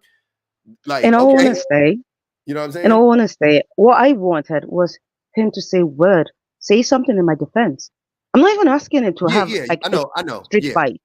But it was quite disappointing. As like I know you wasn't on some like sick 'em boy, like not like that, but just like you just like say something, motherfucker, like do something. That's what I mean. But if he's like, but so a part of it is like maybe he was scared, but also a part of it was me. To my other part of it is men be scared. That's one part, but also men don't. That type of shit for some men is like normalized. And that's sad. Like, that's not a big deal. You know what I mean? Like, to some men, you know what I mean? So yeah. That is sad. If this is the society we live in, that is quite sad. I mean, we do live in that society though. There's not I've seen my brothers. I know how they were brought up. They've got girlfriends. My older brother's married. And they stick up for the women they're with. And I find it quite surprising. Like, what do you mean? Like, you just, well, you know what? Thank God for people like you that bring in awareness to this, especially with the men, because I see you check them all the time. And I'm quite proud of you on that note. But it's like, I wish a lot of men would really understand First things first, with this particular fellow I'm talking about, what I asked was for the barest minimum. I'm not asking you to pay anything. I'm not asking you to do anything. What Yeah. I needed from him was emotional support. Yes. And that was all I was asking for. Yeah. And he constantly nagged about how I was asking for too much. Every time I called him, funny enough, I could never talk to him about my personal problems. He wouldn't listen. He's not in for that now, is it? As in, he's more of, he will bring his to the table, and I'm running around like a headless chicken, trying to sort that out. And then I've got this fellow just going, oh my God, my life is so ruined. Why is it so hard to be a man? Yiddy, yiddy, yada, yada, and a whole lot more. And I'm here trying to keep things on check. And he does absolutely nothing to help. And I have had that conversation again and again and again and again.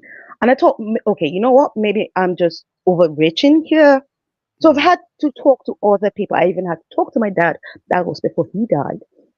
And I had to talk to my dad. And I was like, is this the norm? Is this how it should be? Am I supposed to be a man and a woman whilst I'm in a relationship? I don't get it. Then what? Do you in a relationship, you think that people have different roles, and you think that genders have different roles in relationships? I think we should be gender fluid when it comes to roles. That's how I see it. Because my strength could be stronger in an aspect that people might consider masculine. And then the reverse might be the case with him. And I don't see any shame if you are each other's strength. Yeah. That's how I look at things. Because there are days that I might be weak and can't do things for myself. The entire idea of a partnership is that we could be there for each other now, isn't it?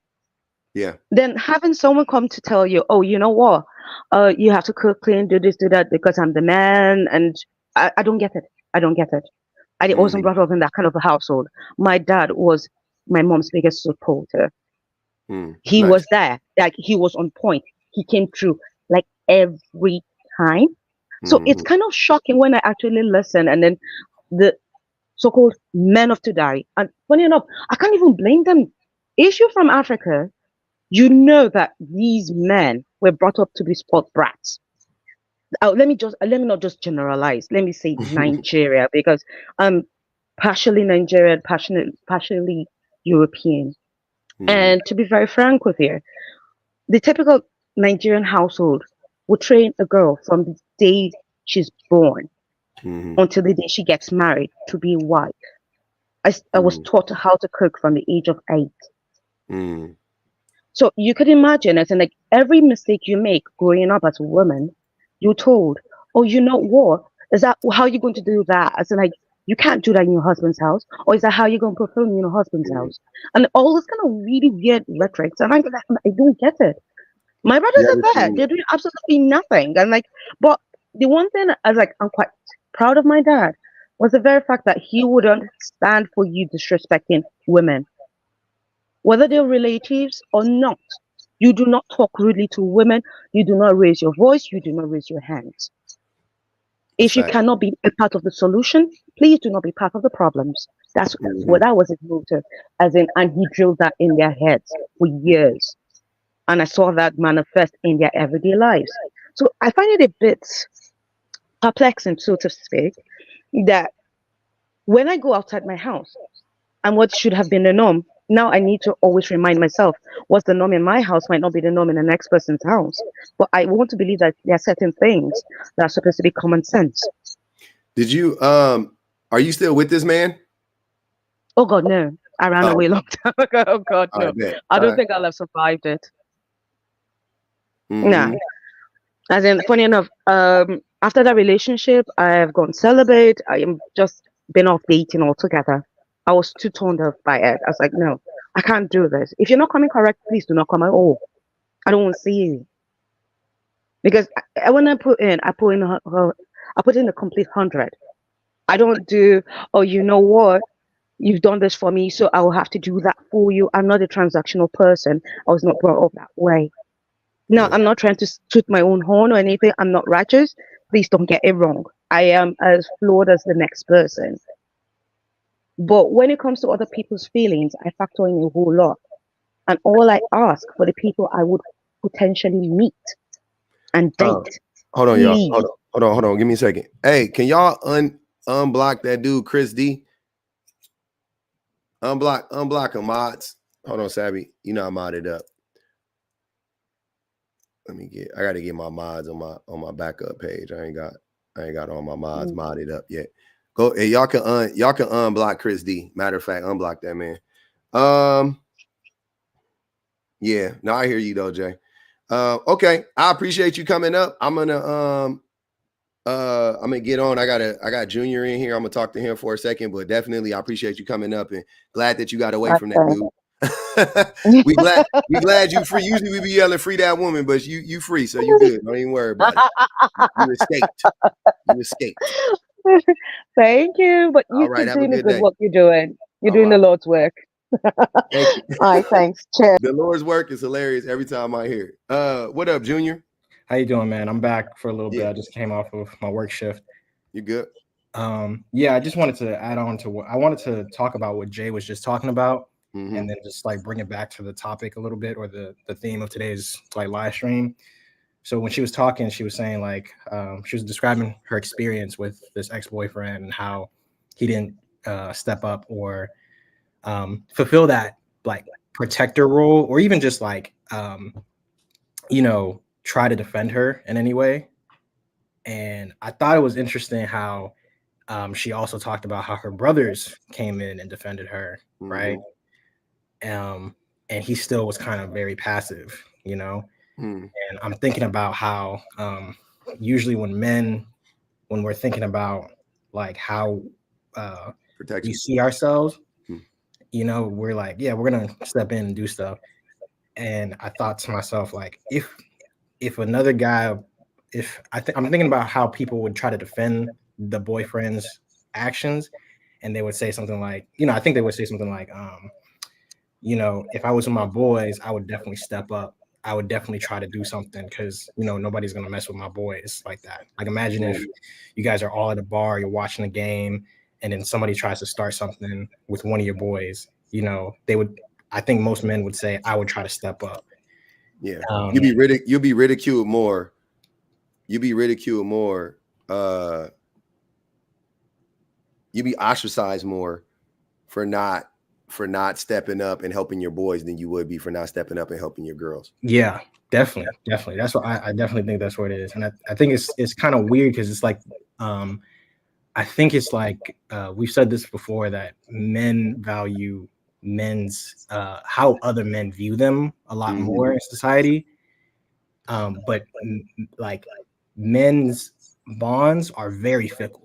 You get what I'm saying? Like we very, very, very fickle. And it's weird because it's like all I did was just swap out the genders, right? Like same escalation, pretty much same situation, but you just swap out the the genders. And it's like I think men are more willing to say that a man who doesn't defend his boys, his homies at a bar is a punk. I don't even know if I'm allowed to say that on YouTube, but yeah, you are. Okay. So they would say that they would definitely say that he's a punk. But a man who doesn't step up for his woman, his partner, at that moment that Jay was like in this vulnerable state, I don't think many men would call that man a punk. I think they would find a way to blame her to some extent. And then they would be like, well, stuff happened. You know what I'm saying? Like, but yeah, it's weird because at the exact same time, a lot of men be on that, like, what's mine is mine. And they're very territorial of their women, right? Because they view their women as property. But yeah, I don't know. It's a, just depending on what side of the coin, I guess, the man is on. And even the men that step up, a lot of times they only step up for that reason. Like I said, it's not necessarily to protect the woman, it's to protect their image. So they'll fight for the woman, they'll defend, whatever, but it's really because they feel disrespected because that man touched her. Like, how dare you touch her? I'm with her. You must think I'm a P word. You must think I'm a punk. You must think I'm a weenie, or whatever the case may be. It's not, how dare you violate this person? It's not that. So that's another great point. And I think like one of the topics I would hope that you cover one of these days is like thinking about how men understand SA, because something that I had to like kind of teach myself is like growing up in an impoverished area. If I had an older sister or if I had a mother, and I learned that my older sister was SA'd by a man around the corner or like somebody in my neighborhood, right? I think that what I was taught and the media that I consumed, what it told me was you're supposed to get really angry and you're supposed to fight that person who SA'd your female family member because you're trying to restore your honor. You know what I'm saying? You're trying to restore honor to your family's name because nobody can just come up and do that. And do that to you. Yeah. To you. Exactly. I would say that what I learned or what I gleaned from society as a man is when women get SA'd, nobody's going to come help them. Like, and you shouldn't either, because like you, I know women that were SA'd, women that are very close to me, and nobody helped them. Yeah. Right. Nobody helped them. And even the people, and they got some of them got SA'd by people in our own family, and nobody helped them. Nobody, the family didn't ostracize the man. The family didn't push the man out the family. That man is still a part of the family. Right. You know, and that man gets invited to all the barbecues and all the cookouts, and he's left alone with other children. And, you know, to this day, and I, as an adult, I didn't understand that.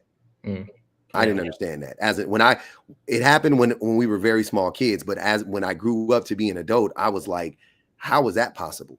Like, how did that make sense? And it made me lose a lot of respect for everybody that was close to us that didn't, you know, like nothing happened to him. So what I see in society is turn a blind eye to it. It's none of your business. That's fair. I mean, I think for me, I would think that, I think it's because, I thought the hood politics, like that's what I assumed growing up. Like, yeah. I'm from the hood. I'm telling you, hood politics is mind your own fucking business. They ain't got nothing to do with you. They don't come.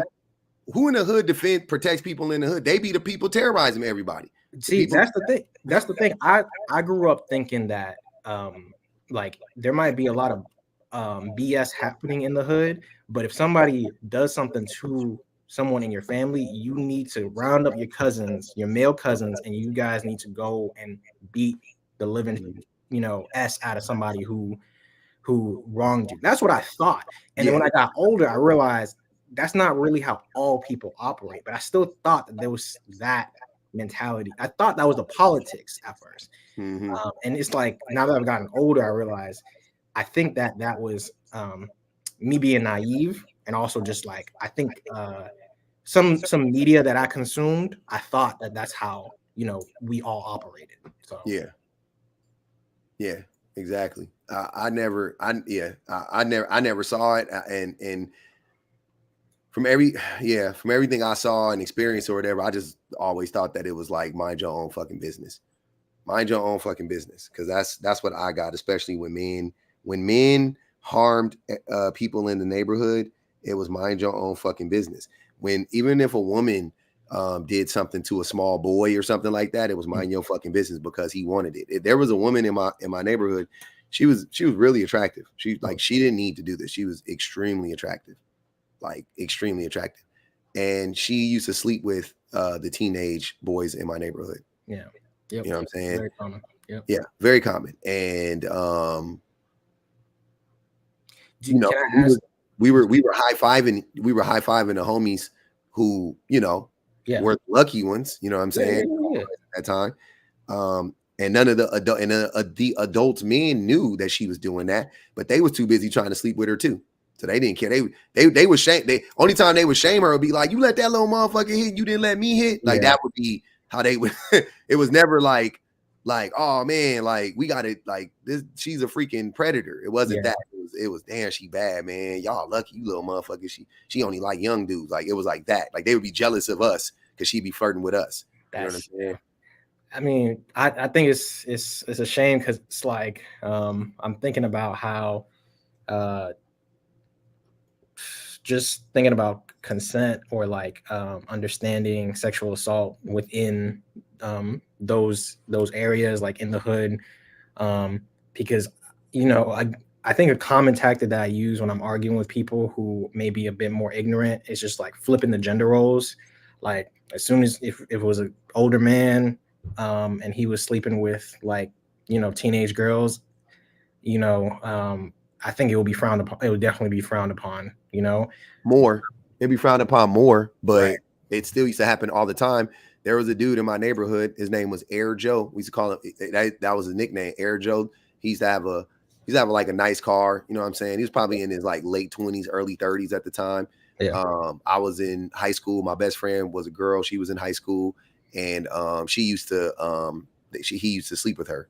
Yeah. And and she told me about it, and I was like, soon as she told me, she was older than me, but like she told me, I was like, ugh, like I was like, what are you doing? You know what I'm saying? I was like, that's gross. And she was like, no, it's not like that. And then I would shame her, like, you know what I'm saying? For her to me, I'd be like, you tripping, like you need to stop that shit. But I didn't have the balls to go tell her mom on her. Which I should have. In hindsight, I should have. But I didn't, and I didn't call the police or nothing like that. It was that was between us. That was my friend. You know what I'm saying? I thought I was protecting her by protecting him. You know what I'm saying? Right. Yeah, that makes sense. All right, man. Well, thank you. I just wanted to share that 2-piece. Yeah, bro. I appreciate you, Junior, man. Come up anytime, fam. I like talking to you, bro. You a good guy. All right, man. Hey, y'all. It's about that time.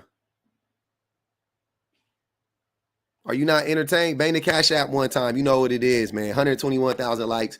We got 559 people over here on the YouTube. It was Liddy Two Titties in this mug. I love it. It was fun. Just so y'all know, on the YouTube page, I don't got my main page on TikTok. I'm on my third page right now. You know what I'm saying? So we, this is little chill vibes today. But on Monday I get my main page back. We're gonna be back cracking. So y'all make sure y'all join us on Monday. It's gonna be an event. We're gonna be back popping. But I'm live all this weekend on YouTube. I'm live all this weekend on TikTok on my backup to my backup, unfortunately. Lord willing, y'all pray for me. Hopefully I make it through. I make it through this weekend without getting bananaed. Shout out to the best mods in the business, man. Shout out to all the everybody that banged the Cash App, everybody that hit the super chat. I appreciate y'all. The comments was commenting per the usual. YouTube, y'all was jumping. YouTube was jumping. I'm glad. I hope y'all liked bringing everybody up on YouTube. That was fun. We got the StreamYard. Shout out to everybody that told me to get on the StreamYard. I appreciate y'all, man. Tamika, thanks for the Cash App. Appreciate you, man. Keeping alive. Y'all go enjoy y'all Friday. I'm gonna go enjoy mine. I got my family here. Everybody out for the summer. I hope y'all popping. I'm about to go eat. Y'all know my stomach is wow. My stomach out in this motherfucker like that motherfucker ready to go. Like and subscribe, definitely. Y'all like and subscribe to the page. Run up them likes, man. Run up them likes on them videos. Run up the views on them videos, man. Let's have some fun though. Let's have some fun. Let's do it in an entertaining way, but let's, you know what I'm saying? Let's have the tough conversations. It's fun. I like it. I like the hard conversations. I've been on for 3 hours exactly, so it's time to go. I've been on for 3 hours exactly, right? That was my clock right there. 3 hours. That's what we heard. He's an incel. You are a gift public. Appreciate you, my shining star. Yes.